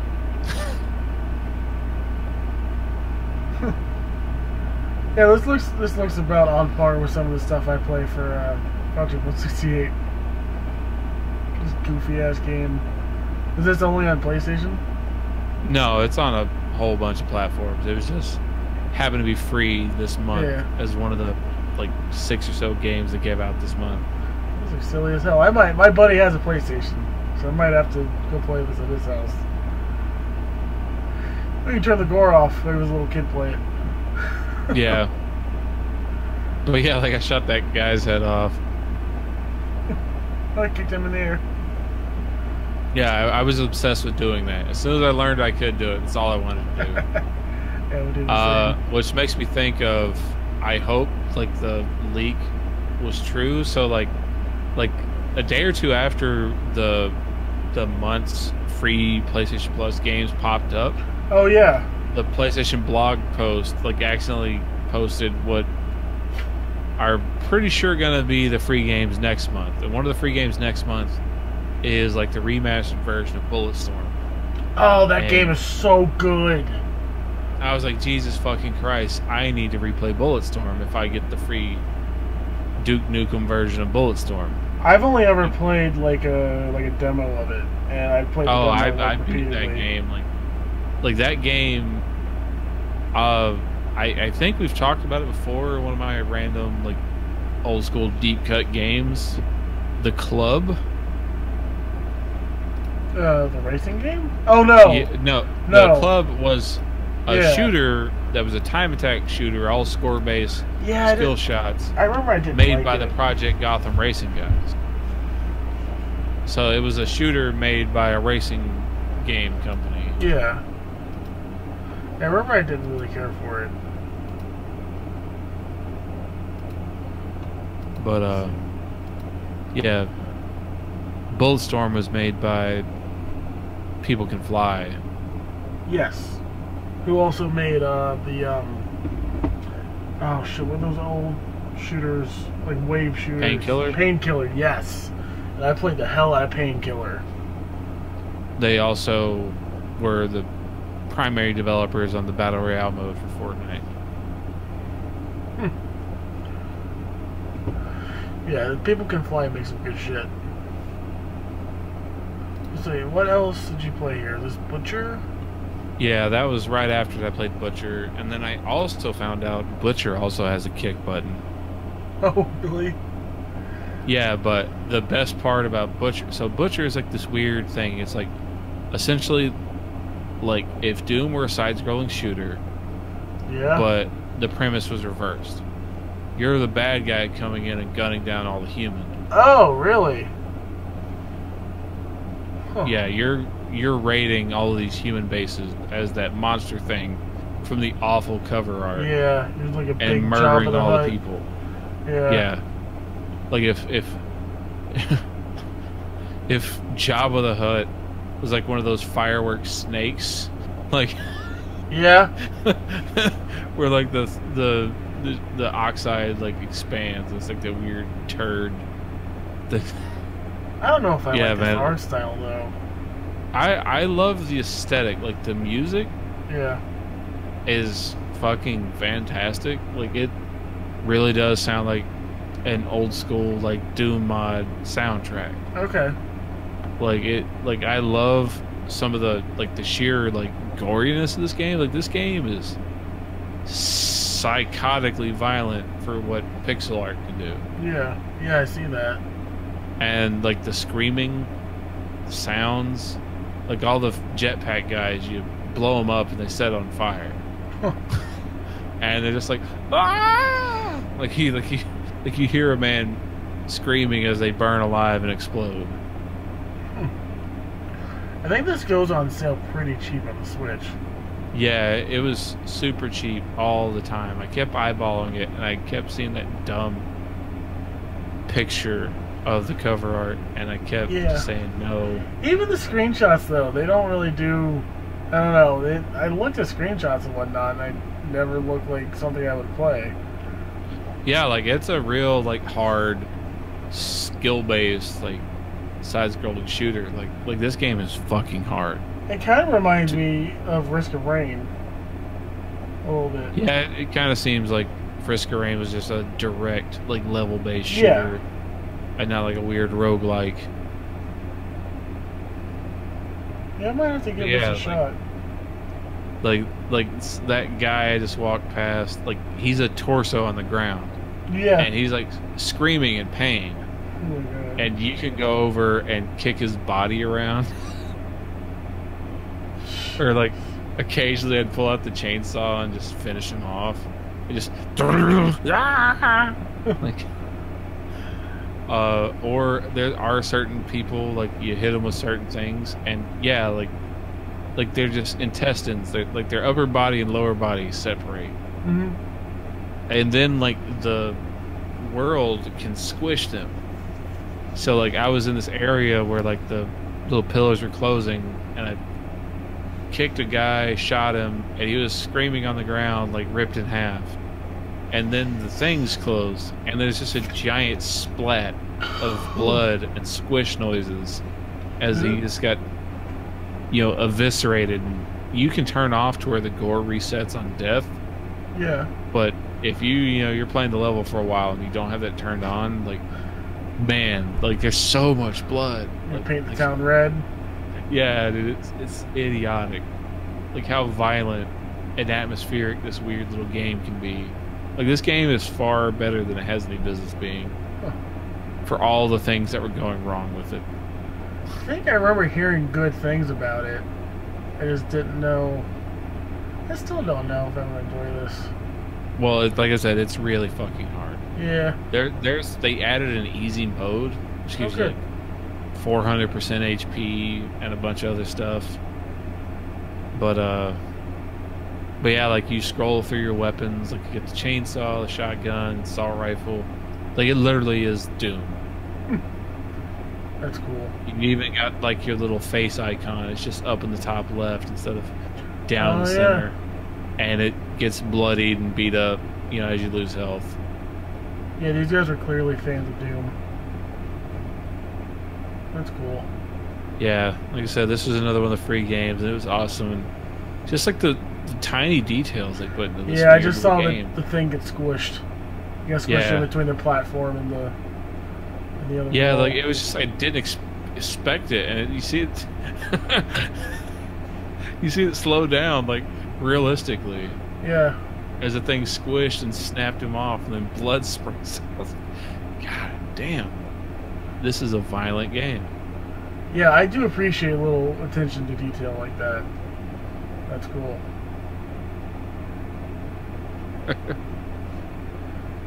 So next up, what else did you play? There's something else here, right? Towards the very end of this, I played a couple minutes of Gianna Sisters, like Twisted or whatever. It's fucking terrible. Oh, well, yeah, really, literally a couple minutes. Yeah, like because I had tried to play this game before, and then I reinstalled it. I played this, yeah. I remember hating this game. Yeah, because it looks like trash, and it's like just a generic like platformer. Like I told you before that like this entire franchise started off as like a lawsuit-able like rip-off of the OG Mario. The original? Yeah, like NES Mario. Yeah.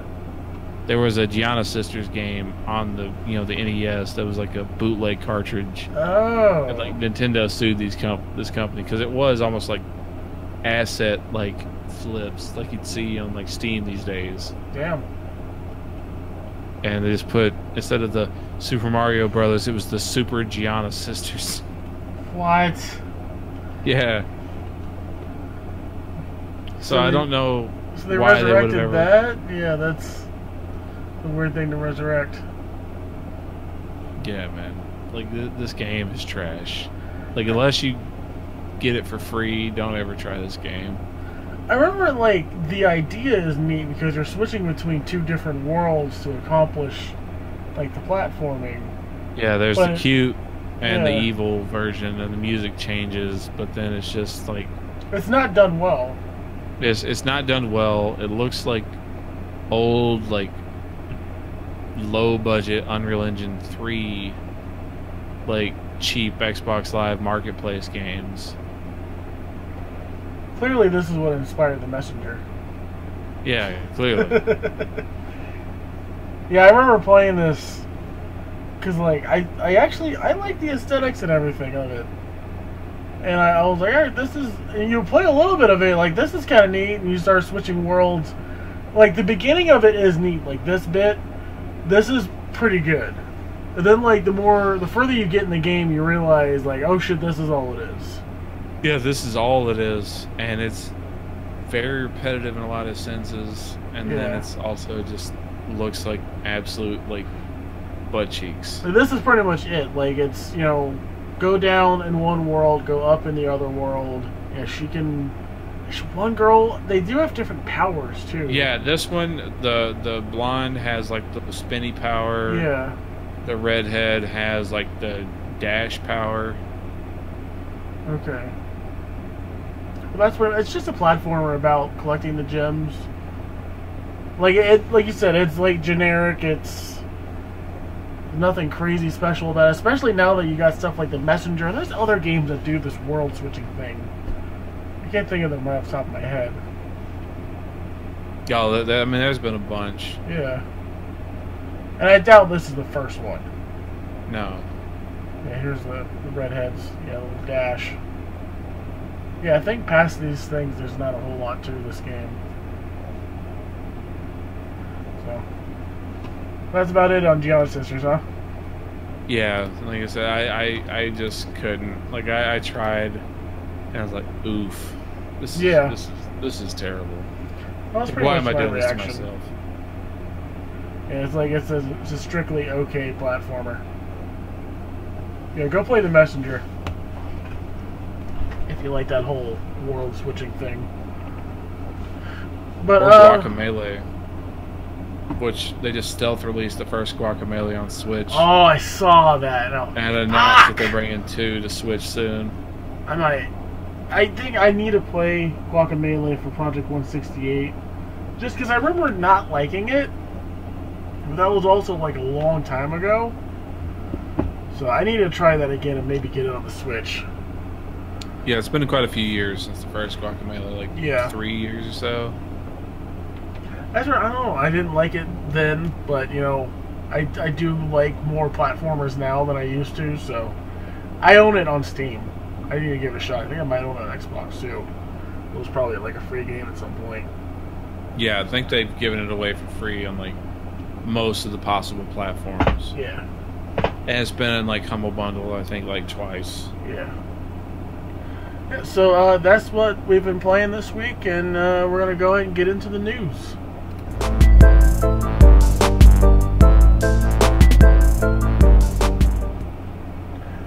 And in the news this week, we had some news that we might be getting a Command & Conquer game after all.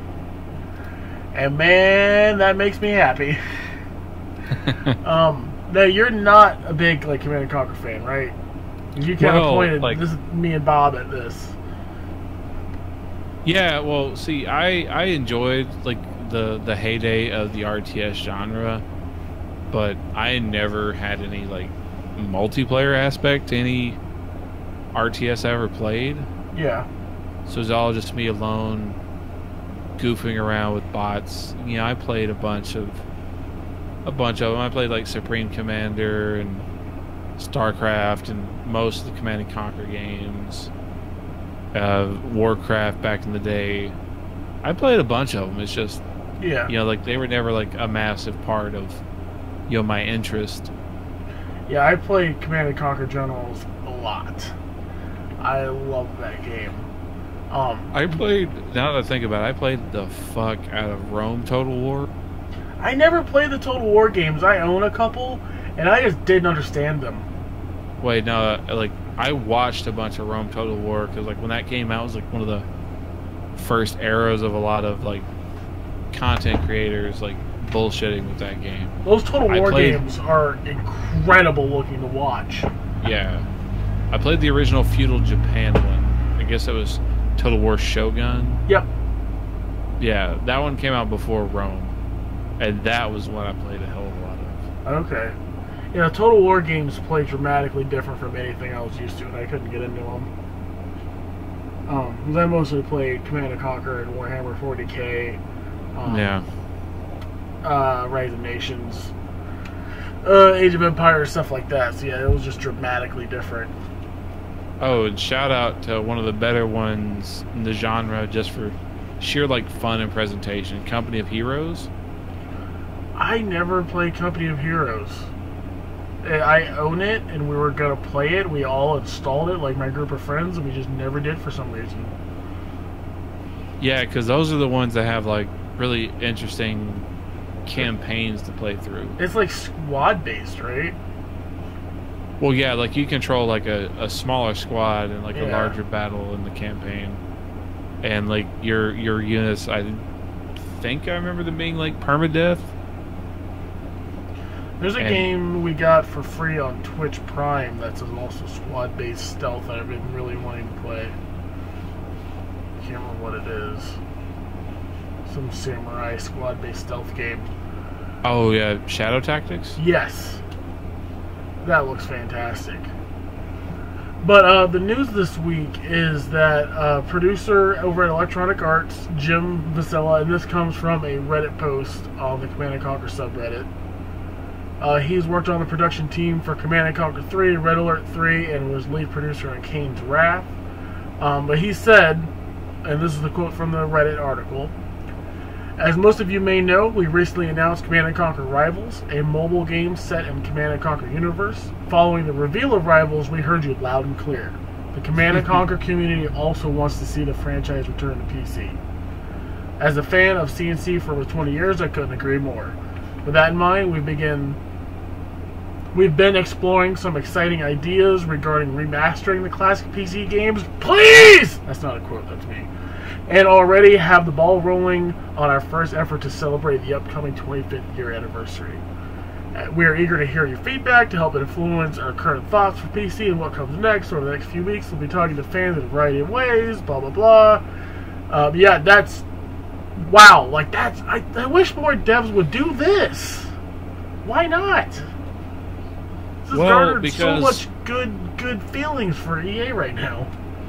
Well, yeah, that's the thing of like, you know, EA, like for all the like evil EA stuff people talk about, it's like they're a business that wants to make money. Yeah. And like this is a niche, you know, genre that's low in popularity. It doesn't have to be though. Korea. But well, no, I mean it's always going to be because these are very this is a very high barrier of entry. Like you've got to really, learn a lot about this game and spend a lot of time to get okay at it. I don't know. I think there are more people playing games like City Skylines and Planet Coaster and all these that steampunk one that just recently came out, Oxygen not included. All these like really hard management games, they can easily get those people over here. Yeah, but that's not going into combat and then PvP. Those are just them. Most of the people I imagine playing a lot of those games, well, not like Frostpunk. Frostpunk, that's one. Frostpunk's a whole different story, but like the Planet Coaster and the City Skylines, a lot of those people are the same people that spent hundreds of hours in like creative mode on Minecraft. Like a lot of people just want to design the thing, and not necessarily have to like control all these small units and click here, click there, like. But if they made an RTS where you could design a cool base that's also efficient, that is a big part of RTSs is being efficient. I think they could get some of that crowd. Yeah, I mean, I imagine there might be a handful that come over, per. The RTS genre used to be huge. Well, again, also that's because that was in the era of when the majority of those games were on PCs. And one of those games did well, so then everybody, like the Battle Royale argument, one of them did well, so then a lot of people started copying that formula. And then there was a niche market that wanted those games. And then those people are still the same people that like those games. Yeah. But, I mean, that was when the gaming market was much smaller, and it costed a lot less to actually build a game. Unless you want like old butt cheeks presentation, like the return of investment isn't going to be as much as they probably want back to justify, like another like full realized Command and Conquer. Because I want to say EA ate shit financially pretty hard on Command and Conquer 3. No, Command and Conquer 3 did well. Well, what was the 4 Tiberium Wars? Tiberium Wars, I'm pretty sure did well.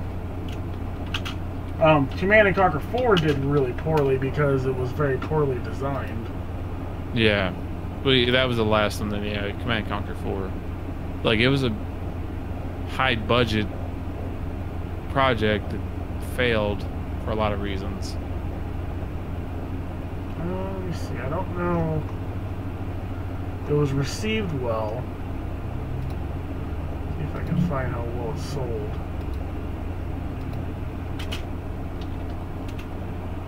I'm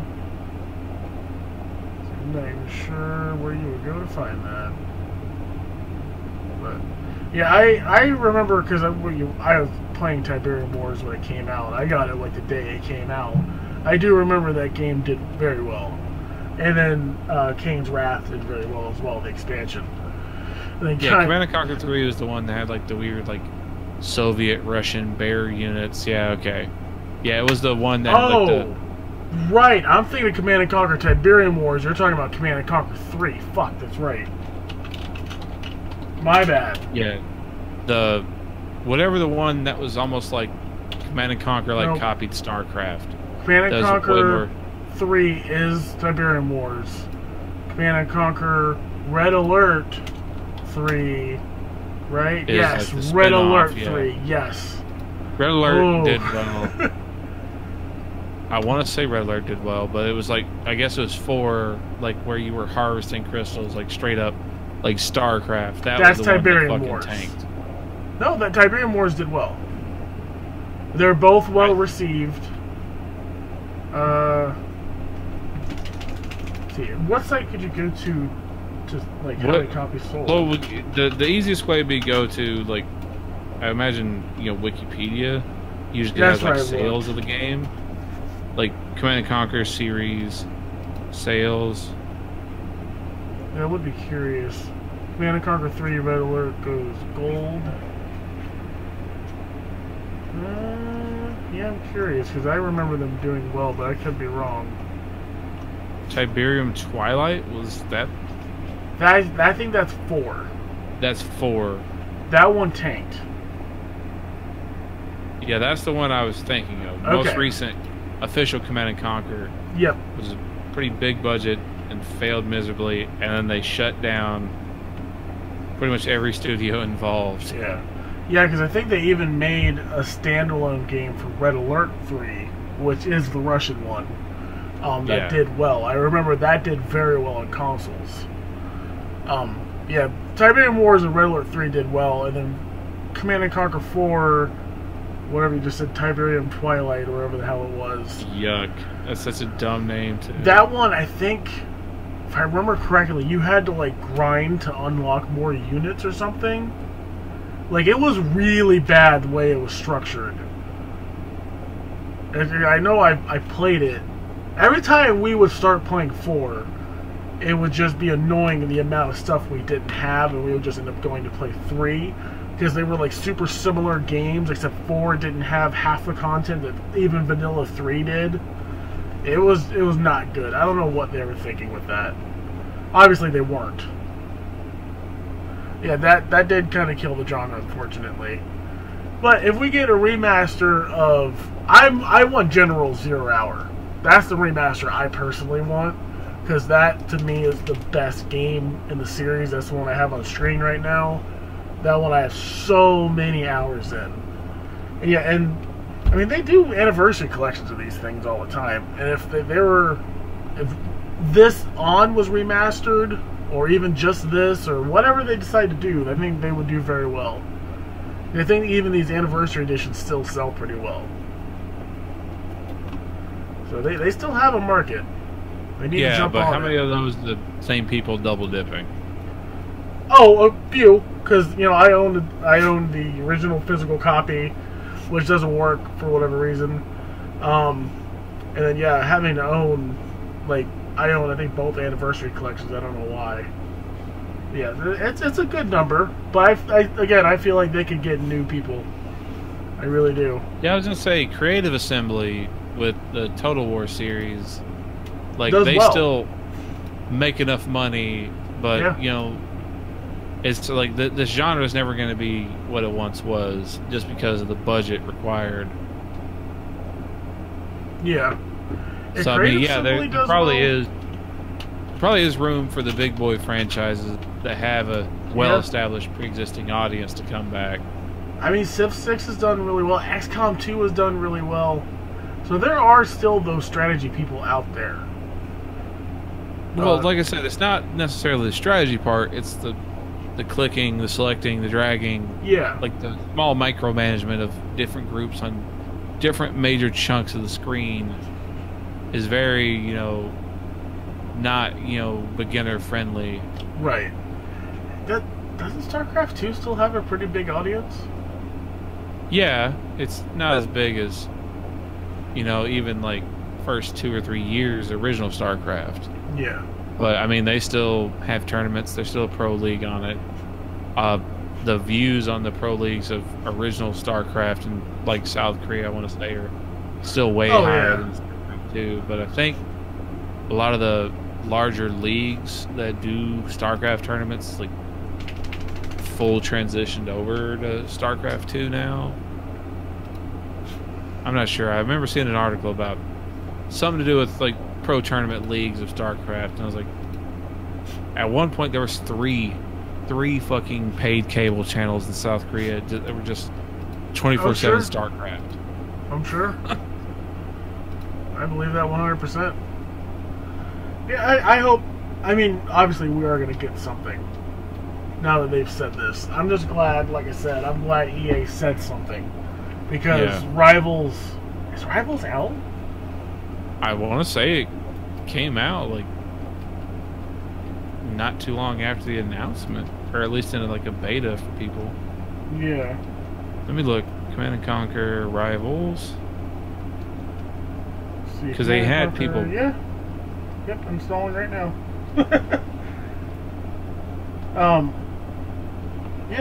Yeah, that's out.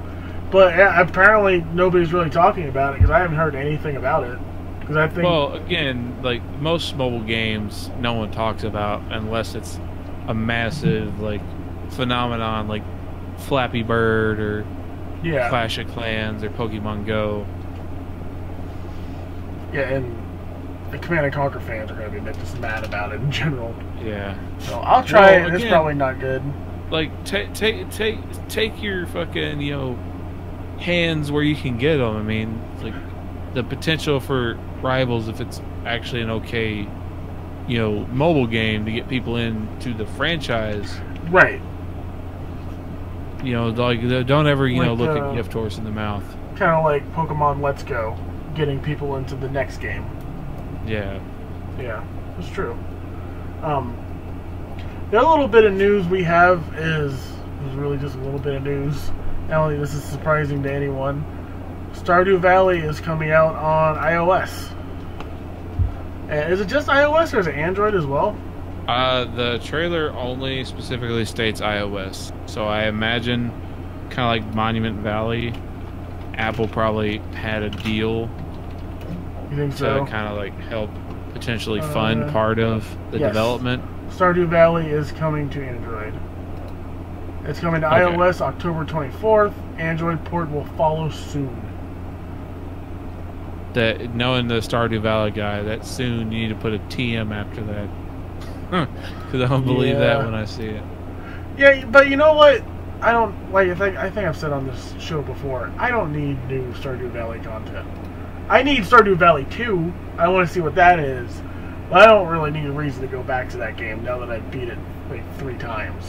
Oh, 1.5 times at least on each console. Like, I've beaten it half a dozen times.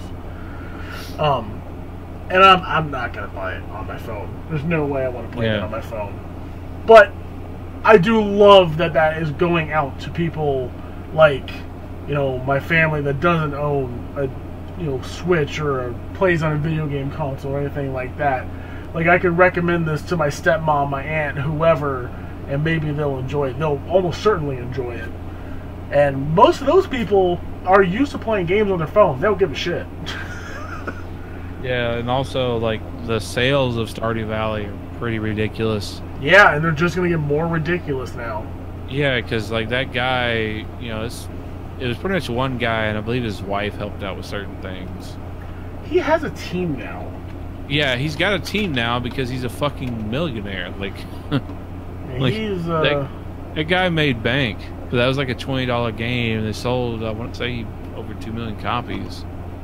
I don't know if we know his real name. His developer name is... Oh yeah, we do. Eric Barone, Concerned Ape. Yeah, that's right. Yeah, it's coming to mobile. And I don't know. I wonder if this is gonna have multiplayer already, or is it gonna be like an older version. It's probably gonna be an older version than have an update afterwards. Well, it depends. Like, I imagine they're porting it themselves instead of paying somebody else to do that. Because if you've already hired a team, what else are you using them for? Okay, it has all the content up to this point, but not multiplayer. Alright, that makes sense. All single-player content, such as the night market. What's the night market? I don't know what that is. Alright, I gotta go. Fuck! I don't know what that is, and I want to know what it is. I'm gonna have to go back to the Stardew Valley. Damn you, Eric Barone! Yeah, I'm happy for him. I'm happy for the success. I think we're gonna wait to talk about the Microsoft news to the end, by the way. Yeah. You wanted to talk about this game, Stranded Deep. Yeah, so as more and more news came out about the Telltale situation, like this horribly unfortunate scenario for this game company happened also. So, like, it was literally the day before the news about Telltale shutting down and firing everybody. This company announced on their Twitter, hey guys, we're proud to announce, Telltale Games is going to be publishing our game Stranded Deep for, PS4 and Xbox One. and then you see their Twitter timeline literally the next day. Well, guys, everything's fucked, and we don't know what's going on. I would imagine it's just not going to happen now. They're going to have to get a new publisher. Yeah, they're gonna have to resolve like the agreement I guess they had to be published in the first place. Now that Telltale is just like this shell that barely exists, Yeah. and then find a new publisher. And that just fucking sucks, man. Like, you're a small company, you barely, you know, get a decent product out there, and then now, Well, like the 7 Days to Die guys. yeah. I wonder what's Well, going to then happen with all that. That's right. Because I want to say, didn't Iron Galaxy? No, Iron Galaxy ported that. That's not the original developers. Okay. I was trying to think, wasn't Iron Galaxy involved in this? But then, yeah, they just ported, they just made the console ports and not the original game. For 7 days Yeah. or? For 7 Days to Die, because 7 Days to Die was published by Telltale. Yeah. Yeah, it's developed by the Fun Pimps. Yeah, this Stranded Deep game, shut up. This Stranded Deep game looks fantastic. I actually really want to play this. And when you were telling me, like, have you heard Stranded Deep? I said no, and looked at the video and went, shit, yes I have! Don't take this away from me. I mean, it released on Steam because Yeah. self-publishing is super easy to do now, but any of these people that were remotely interested, that checking them out, that wanted this kind of fun, tropical-looking version of Rust Yeah. without all the cocks, yeah, they're just like, well, I guess I'm not getting that game. They delisted from the stores Who's that? the other day, Yeah. Stranded Deep. Okay.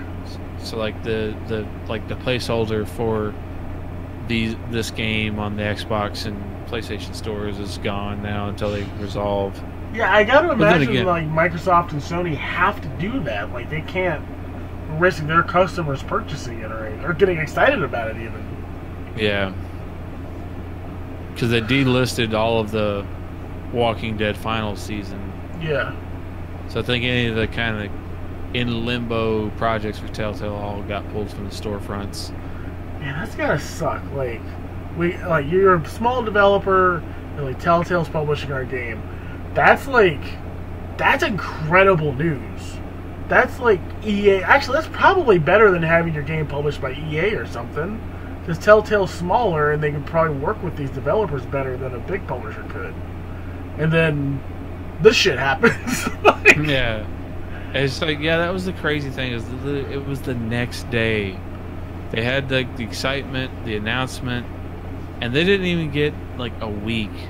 They barely got 24 hours before, like, there was literally shit on top of their party. these guys could sue Telltale. I bet. That's fucked up.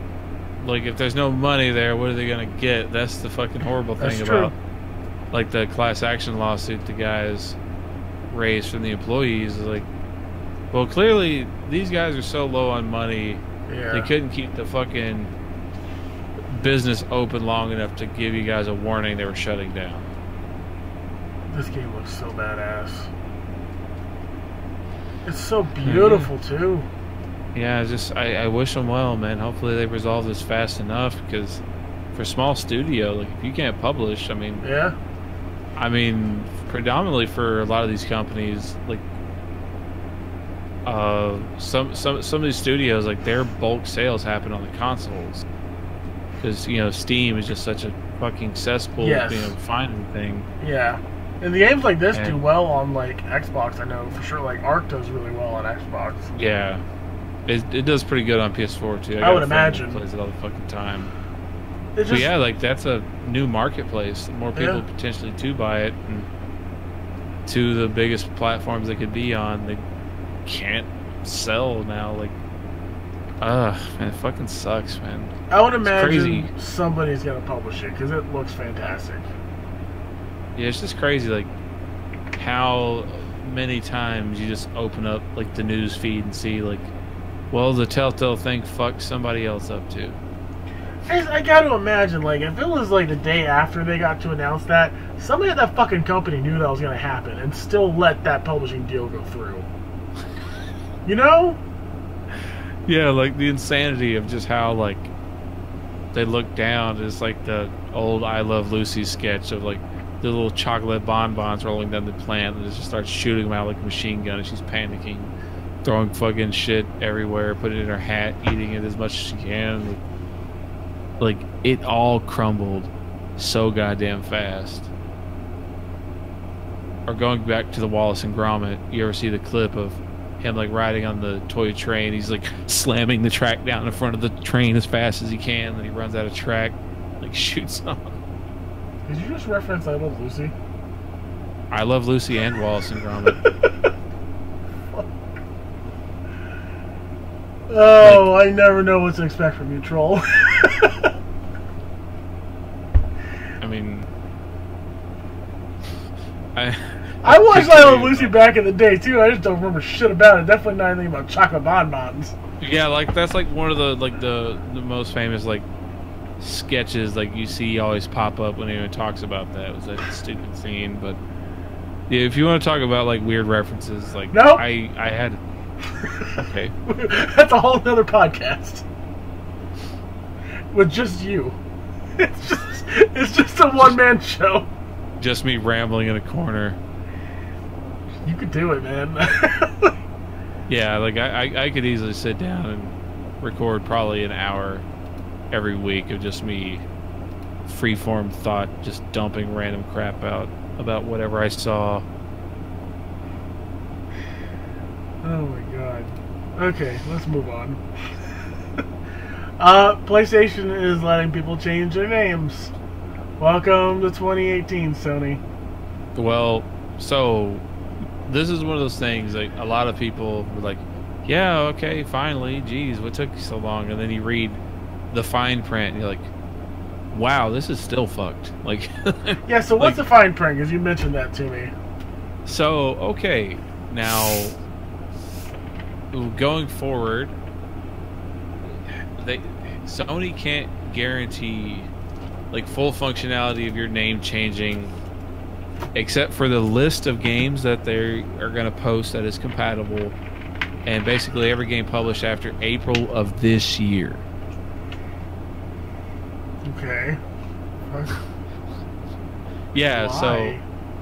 So the big thing is, like, way back in the day when someone said, well, fuck, we gotta slap together an online network. Yeah. All right.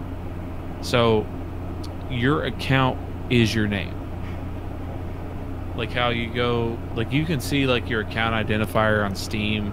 Yeah. As like that hexadecimal like string of letters and numbers. Right. That's the account, not your front-facing name. I gotcha. With PSN, your name you chose that's stupid is the entire account. Like there's no other reference tool other than your fucking name. And you know, changing that base modifier, like if you were to do this on Steam, it'd fuck everything up too. If you were able to go in there and change that unique identifier, because now everything in your account that references that old number then has to be manually updated to reflect the new number. And yeah, it's a giant shit show. So like my name I have is the second name I had on PSN, because my old name got reported and banned. Right. And the thing Sony has available to them is like, well, you can keep all your shit, because it was just like a report for like an inappropriate name or whatever, because I made a dumb name when I was drunk with a friend of mine. Doesn't matter. Anyway, I called Sony support and like, yeah, we can migrate your account of like your purchases and like your subscription to PlayStation Plus over to a new account. You just lose your entire like friends list and trophies. I was like, fuck it, I don't care about those anymore. I've only got like 6 people on my friends list anyway, really, that I actively engage with, so I can just add all those because they're my real friends in real life. Right. But yeah, so going forward, you know, a while back, it's been in the works for so long. A lot of people had been reporting that you know, certain game engines had updated, certain developers were updating how they referenced, you know, PlayStation accounts in their actual game engine. So like the prep work has been going in for a long time. It's just, I guess the official design documents, like Sony didn't put in the big boot on people to lock it in, like, hey, this is the new way we handle things, until earlier this year is like when those products came out. So going back, if you change your name, it's going to be in beta towards the end of this year. They plan on opening up the feature, you know, early next year. So the thing is, if you go back to the old stuff, the old PSN network, they can't guarantee everything's going to work correctly, and you'll probably have some pain in the ass issues here and there, but they can't really specify what those issues would be, because that's thousands of games with weird, unique identifiers of what does this fucked up code do to this project. You know, like all those games that they go back in and probably make a simple update, but who's going to go back and update an 8-year-old game that nobody's buying anymore? Yeah. For no reason other than to, you know, match up with the new PlayStation names. Yeah. So like it's a big yay, we can change our name, but I really hope you guys don't give a fuck about your Vita or PS3 anymore. And there's a lot of people that do. Yeah. Because you can revert back to your old name at any time. So they say that should fix most of the problems if you encounter a problem after you change your name. But again, due to, you know, like, that's the thing with any of these testing and, you know, trials and errors is like, with the 200 PS4s we tried this out, that's fine, but there's 70-something, 80-something million now PS4s out there. Like, yeah. That's a lot of, you know, room of variables and errors. Like, this one game could potentially, you know, like lock up your entire PS4, and you may have to like hard boot it down, clear the cache, reboot it, delete the game, and then move on with your life. Yeah. There's so many possibilities for shit to get fucked up with the name change. They're saying, hey, everybody, heads up, big warning, this could fuck shit up if you're trying to go back in time. But moving forward, it won't be an issue for everything else. That's the thing, like, I really think that, you know, in a year or more from now, or even with the next generation, no one's going to remember this. Yeah. It's going to be a little bit of a joke with a little bit of the community, but no one's going to remember this. One cool thing, though, with, like, the way the name changes work, is much like how Xbox Live did. Well, I don't remember if Xbox Live even did this, because I changed my name and I had to pay. So you get your first name change is free on PSN. Yeah, I don't think Xbox did that. Yeah, so additional name changes are like $10. Yeah, that's about what it is on Xbox. That's the price it is on Xbox. But if you're a PlayStation Plus subscriber, it's half price. Yeah, that's how it should be on Xbox, but yeah, it's also like it's not a big thing because like we've always had that feature, I guess. Yeah, it's a feature. Well, yeah, that's pretty much it. There's name changes. There's a lot of people that'll within the next year be happy. Yeah, you know, they're not fucking Dong Tickler 82. Yeah, and kind of funny's doing that, like, best of bad PSN names right now. Yeah, they had always had the Dear Shuhei, let us change our names bit, and now they're all celebrating the name they can finally change. And this also, like, shoots bullets into the meme about, you know, why they canceled PSX. Yeah. But it's going to be a good positive thing going forward. I wish they had let Greg announce this. I really do. It's so many people were upset that they didn't do that at the showcase. And I was like, hey guys, relax.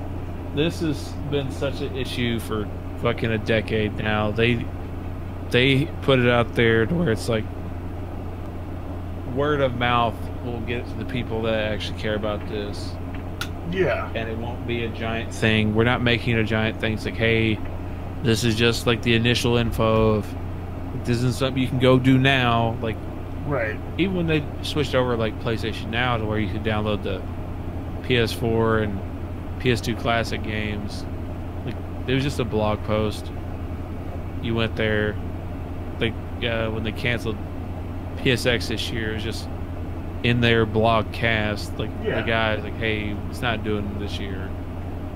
They're trying to, you know, not put too major a focus on it so people don't react so ridiculously, get super hyped, then have a big bunch of fucking problems and then complain about it.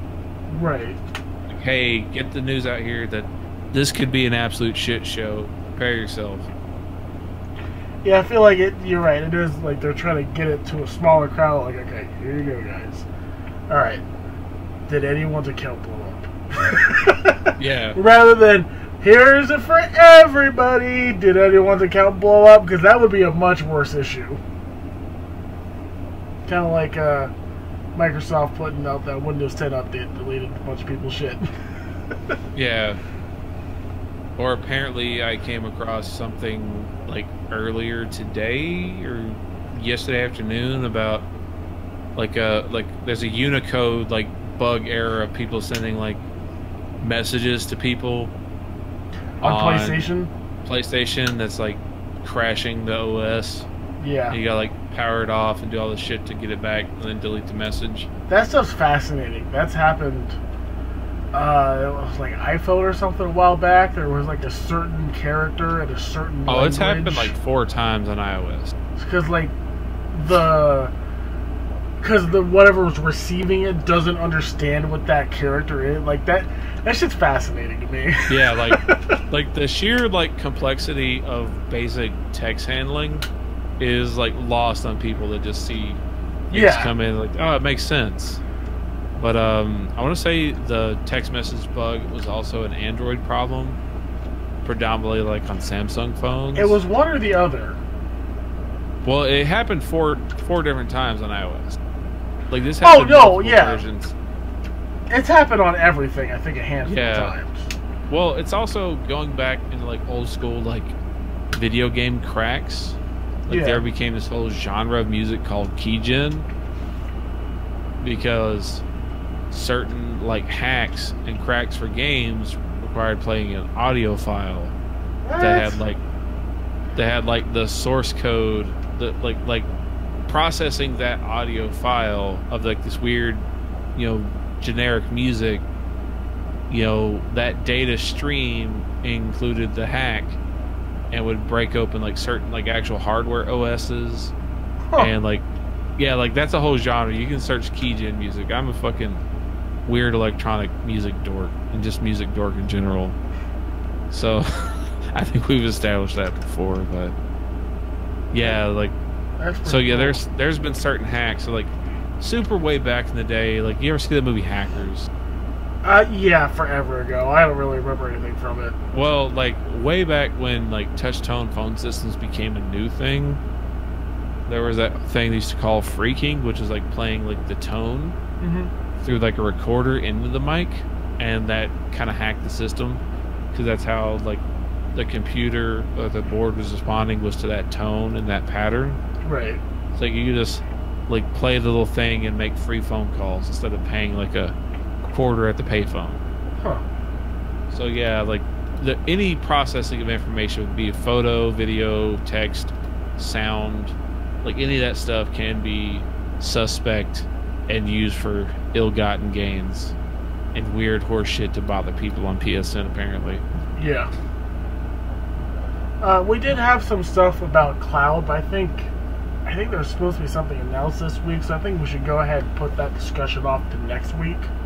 Also, I want to try and get someone else, so it's not just the two of us talking about cloud, but I think a guy I know would be interested in that, so maybe we can get him on the podcast. Well, I want to go ahead and talk about Microsoft is very close to buying Obsidian. Yeah, there's rumors currently, and earlier today there was like also the rumor of essentially like the initial draft for the proposal for buying Obsidian. So like kind of like the very initial like stages of this actually becoming a thing. So like old Jason Schreier at Kotaku broke the story like a day or two ago, and you know he's like one of those guys like 99% of the time he's got something there. Like Yeah. that guy knows fucking people. People come to him. Kotaku's been like, for all the shit about some of their other parts of their website, Their at least with sister their sites, news, really. yeah, as far as like their news service goes, they fucking fall on the sword. I for love great Kotaku. news. I'm a Kotaku guy for sure. Yeah, like all the different companies they've been banned from, like preview access to any of their materials, or like review copies of games, because they always like they just like every year would leak the new Assassin's Creed like in advance, and like they're just like, hey, like we've got the news, we're gonna tell people. Yeah. But yeah, so Obsidian is an interesting purchase. Yeah, they're the folks who made the Pillars of Eternity, Knights of the Old Republic, Fallout New Vegas. Well, Knights of the Old Republic 2, Knights of the Old Republic 2, right? Neverwinter Nights 2. Yeah, they made some absolutely incredible RPGs. They were the king of the sequel, is what I always referred to them as. Because they Oh, came in, yeah. That makes sense. and you know they did 2 BioWare sequels, KOTOR 2 and Neverwinter Nights 2, and then they did a Bethesda sequel for, you know, Fallout New Vegas, and then, you know, a lot of their dealings and deals fucked them, and they pretty much salvaged themselves from bankruptcy by going like full on indie funding campaign company now. Yeah. Yeah, the Pillars of Eternity game, which is what's on screen now, is like, everyone says it's one of the best RPGs ever. It's something I've been really wanting to play. Like, even just a little bit I saw, it was like, how do I handle this dialogue situation? There's like so many choices between like athletics and intelligence and all these other things. Like that's really neat. So if they could bring that. You go ahead. I was gonna say, they've always been super predominantly heavy on choices and those mattering. That's why like so many like the weird like butthurt guys that are mad that Fallout's a different game now. Yeah. Always stick to, you know, like New Vegas being like this great game, because like it has a lot of issues personally. Yeah, like I we agree. talk about them, but like they gave you choices, and those choices actually did stuff. Yeah, and the Pillars of Had Eternity interesting games. writing and characters. Yeah, the Pillars of Eternity games are supposed to be some of the best written, best RPGs like ever. And they look really good too. But if Obsidian could bring that, but make it a little bit more mainstream than like this kind of top-down D&D Neverwinter type game, make like a Fable. Oh, fuck! If they gave Obsidian Fable, that would be killer. They can make an incredible game.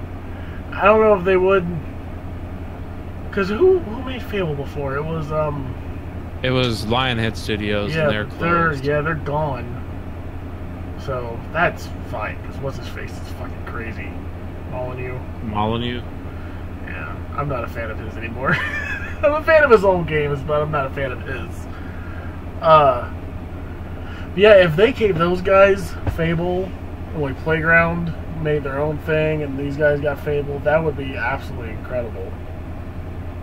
And it's probably a long ways away if that's going to happen. Yeah, well, like one of the discussions I saw that made kind of the most sense is that there's potentially a project, you know, Obsidian's already working on. Oh, almost certainly, yeah. That, you know, Microsoft saw like in initial negotiations, said, hey, with funding and with a couple changes here, this could be a product we want for Microsoft. Now, a lot of people have talked about they believe they're kind of considering buying Obsidian just to get more heavily invested in the PC market as far as publishing there, because, you know, like the Games with Gold, or not Games with Gold, but the Game Pass is pretty, you know, pretty limp currently for the PC market. Right. So what do you think they would put, like, Pillars of Eternity on there? Yeah, they would have Pillars of Eternity. They'd have, you know, potentially some of the other developers they've purchased, because I think they've got officially 15 internal studios now after the most recent acquisitions. Yeah, sounds right. Because they bought a bunch of people. But, you know, the thing that, you know, happens to me when I think about all these acquisitions is like, yeah, there's hope here for Microsoft to actually have games people care about, but, you know, making a good game is very fucking hard. And there's probably going to be a nice chunk of these studios that isn't going to hit the mark. Wait, did they make South Park The Stick of Truth? Yeah, they made Stick of Truth. Oh, shit. I didn't realize. Ubisoft made the Fractured But Whole internally. Okay. Because the Stick of Truth, I want to say, was a THQ game originally. Then Ubisoft bought up the rights for South Park games, let them kind of mostly finish Stick of Truth, put it out, and then said, well, see you guys. We're going to have our own people do this instead of paying you. Yeah. Yeah, so Obsidian made KOTOR 2, which is incredible. I never got to play Neverwinter Nights 2. Alpha Protocol, I enjoyed the fuck out of. It wasn't the best RPG, but man, it was damn cool. I would love to see an Alpha Protocol 2. Well, the thing was, like, the writing and characters were great. It was just, it was a busted, wonky-ass game. It was, but the writing and, like, the world and everything was enough that I played a good chunk of it. Yeah. I would love to see now, like, a proper, well-made Alpha Protocol game. I would love to see that. Yeah, then they did Fallout New Vegas, which is a really good Fallout game, but I still stand by Fallout 4 or Fallout 3 or better. Dungeon Siege 3, I never played. Stick of Truth, Pillars of Eternity, Armored Warfare. It's a free-to-play game. That's why I never heard of it. Massively. Oh, it's a free-to-play MMO. Yeah. Damn, okay. Pathfinder Adventures, I've heard very good things about. That's based on the Pathfinder card game. And then they made Tyranny, which is, I've played a good chunk of that. That's a RPG like Pillars of Eternity, but you're playing the bad guy. And then, of course, they have Pillars of Eternity 2 Deadfire. So they put all these games on, yeah, like a PC Game Pass. That right there, that's a pretty good sizable chunk. Well, they only own Pillars of Eternity 1 and 2. Like, buying Obsidian would not grant them the rights to almost any of those other games. Oh. Yeah, that's fair. And also, they have a current deal with another publisher that just kind of got started. So people are curious, you know, like, is Microsoft going to have to buy them out of that other contract or not be able to have these guys work for Microsoft until after they complete their obligations to whatever that company was? I forget. Like, it's a company that just started and it's like publishing mobile games and other weird shit. I don't know. It doesn't say in the Kotaku article. I think their name started with like Prime something. Huh. Let's see. It's like a publishing deal, or? Yeah, they were pretty much paid to develop a game. Oh, Paradox. No, this is 2014. I'm not sure. Let me see. But the Kotaku article does say that Kotaku was told it's 90% finished. Second person said it's a matter of when, not if. So, let's see, it's developed. Oh, there's more to this. Apparently, Obsidian and Microsoft have a checkered history. They won an exclusive role-playing game published by Microsoft called Stormlands. Since agreements between the two companies led Microsoft to cancel the game in 2012. Damn.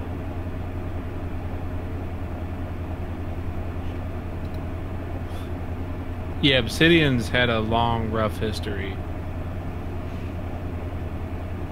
Because, you know, most of the guys that started Obsidian were the guys from, like, Black Isle, the original studio that made the first 2 Fallout games. Right.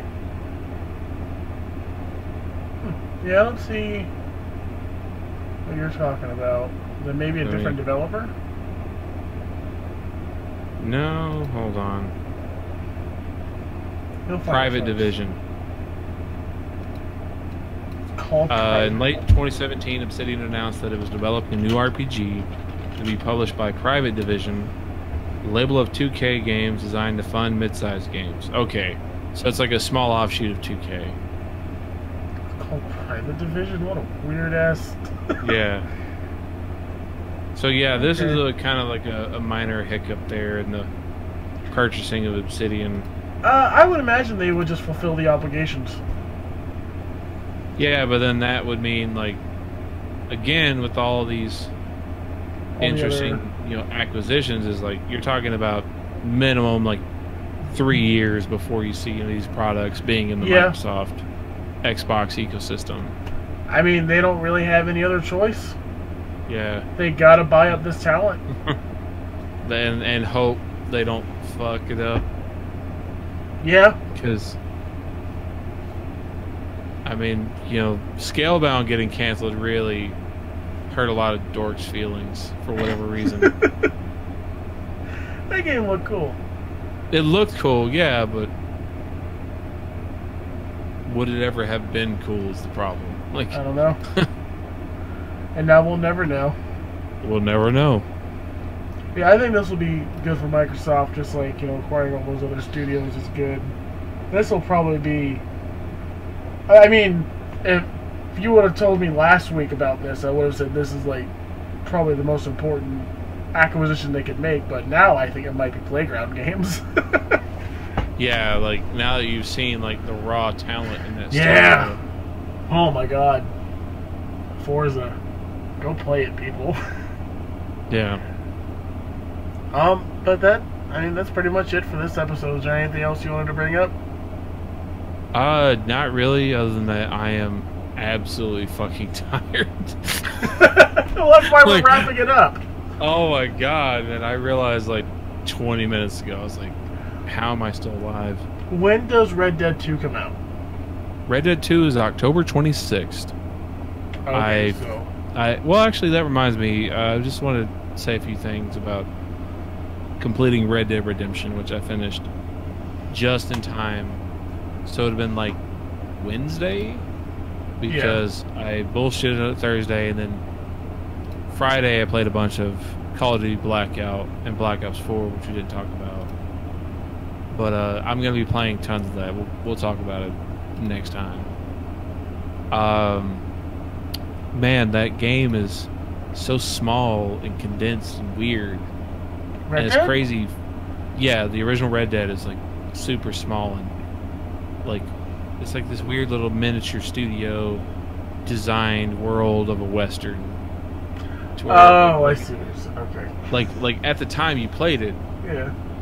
it felt massive, but then you go back after any experiences in the past like 2 years, let alone 5 years, like, wow, this was a very ridiculously small game. Okay.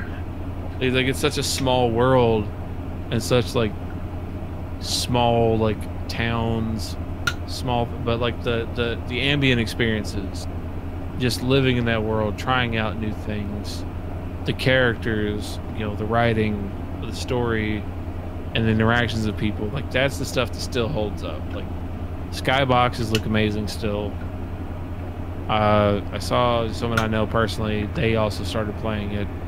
They have an Xbox One X, and those 4K textures they put out look really nice. Like, it's crazy seeing like an almost 10-year-old game get like a minor overhaul and look, you know, really good. It's just, I just can't wait. Like, they keep like leaking out little text posts on the goddamn Rockstar blog, like detailing some of the smaller like systems within systems of like this weird like Dwarf Fortress ass Western game they've made. Everyone keeps talking about how it's not, like, they can't call it a good video game. It's like an incredible experience. I've heard it, like, explained. Ah, man, I don't know. I want to buy it, but I didn't really play a whole lot of Red Dead just because it didn't pull me in that much. Like, I enjoyed my time with it, but it wasn't life changing for me. Yeah. Just like when I played Grand Theft Auto 5, I was like, oh, this is good. And other people thought it was like life changing. Forza is life changing. It's like, oh hey, I see the rising sun of a new genre I never credit to. Listen, y'all, I got to tell you about Forza. Yeah. But man, I just can't wait. I'm sad every time I remember that Castlevania Requiem comes out the exact same day as... Why? What the fuck? Well, that's a niche nostalgia product. Yeah, that's true. That's gonna sell to people regardless of what day it comes out, because people will just want that thing. Is that Konami? Yeah, it's Konami. Yeah, still like occasionally putting something out. Like it's like, you know, somebody you see like is that guy dead? And then they just have like a deep apnea, like drowning snore, like and then they just go back to almost, you know, like corpse-like for a couple months. You're like, well, I guess he's all right. I guess they're still hanging out. I think the next month of seeing Call of Duty and Red Dead beat the fucking shit out of each other on the charts is going to be interesting.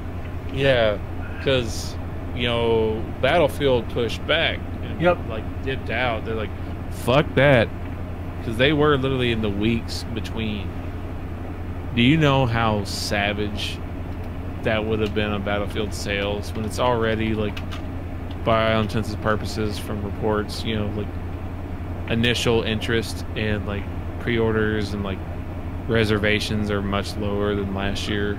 Yeah, because like we talked about in this show, like it's a good Battlefield game. It's another reskin Battlefield game. Battlefield needs to take a fucking Assassin's Creed. Like, just take a year or so off and reinvent.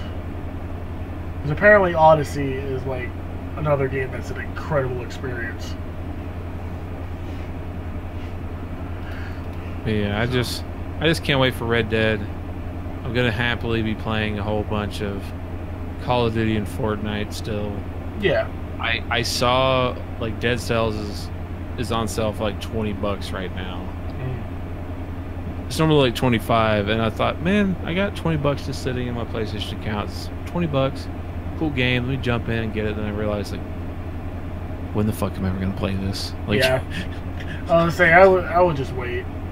Yeah, I'm just gonna wait because like I got Castlevania. I definitely want to play more, and then that's gonna have to wait till after fucking Red Dead, and then I'm in the middle of wanting to play a whole bunch of Call of Duty because it's awesome, except for like there's some big problems there we'll get into, like the current state of the start with the Blackout is real goddamn fun.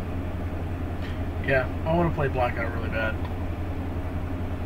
$60, Pilgrim. Kimberly's Yikes. really, really into Call of Duty. Maybe I can convince her to get it. Probably not. No, there's no story.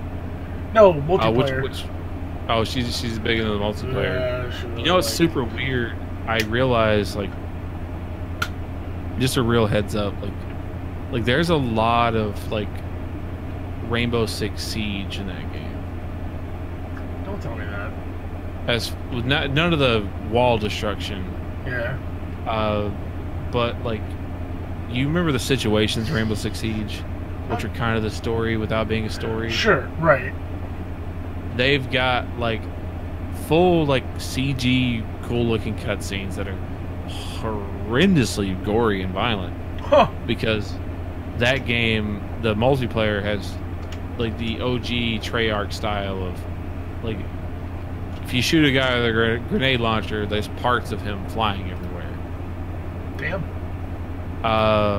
But yeah, so like there's kind of like the backstory essentially of the operators as like situation style, like learn this character and what they do, what all these things do. Yeah. It's kind of the tutorial that gives you a better understanding of A, the characters, and B, how to actually play the game, because you just jump right into the multiplayer. You're just like, I have no idea what any of these things fucking do. And literally my first game I dropped in, there's a 3-man squad on the other team of 5 that had already prestiged. And I was like, did those guys sleep? This game's been out for like 14 hours. Yeah. They're already halfway through to their second prestige. Good Lord. Needless to say, we got our fucking dick kicked in. I felt my nutsack into my tonsils. Like it was that far up there. Like the straight up old school, like hit the little bell to the top of the stick with the mallet at the goddamn carnival. Like there's so we'll do a little segue into the show here. Because speaking of Call of Duty, me and Brian have been getting really into Nerf lately. Like we have a live stream up now of us taking apart and painting some Nerf guns. And in the Nerf community, there are these really cool videos that are Nerf gun game. And they are really well made and they're badass. Like they even have all the little hit markers and all that type of stuff and all the little Call of Duty tropes, and you should look them up. They're absolutely fantastic. Aaron Esser has some fantastic videos. Yeah, that's our show, guys. I just wanted to mention that little thing. If you want to check out the live stream, like I just mentioned, that's up on the FewTrueGamers channel where this podcast lives. We're going to be doing more. We might be doing one tomorrow, painting my Firefly. We painted my Alpha Rogue last night and painted his Jolt. I have a Jolt now. It's the little fucking pistol is incredible. So I'm getting into Nerf hardcore. It's fun. But yeah, we're having a blast doing that. This is, just kind of a very basic setup we have with just my laptop and webcams and stuff, or the webcam from the laptop rather. So that's up there now. There's going to be a bunch of pictures and stuff. And that's it for that little plug. Go check out Lark Brothers, of course. Troll, where can they find you? Just as you see there on the screen, or as you'll hear me say, Trollbeard with the _. I'm on a bunch of spots. If I'm at home playing a game, 99% of the time I'm streaming. Just stop by twitch.tv/Trollbeard_. Yep, and I'm on Twitch as BestintheRealm, which is where you are now. If you're watching this live, Mixer is BestintheRealm, YouTube is BestintheRealm, but this podcast streams to the FewTrueVillains channel, where that live stream was for the Nerf stuff, and that's where all future live streams for the FewTrueVillains will go. And all this stuff is available on our website, FewTrueVillains.com. That's FewTrueVillains.com. Thank you so much for listening, guys. And thank you for joining me as always, Trollbeard. Alright, bye. Say bye, Trollbeard. Bye, Trollbeard. Thank you.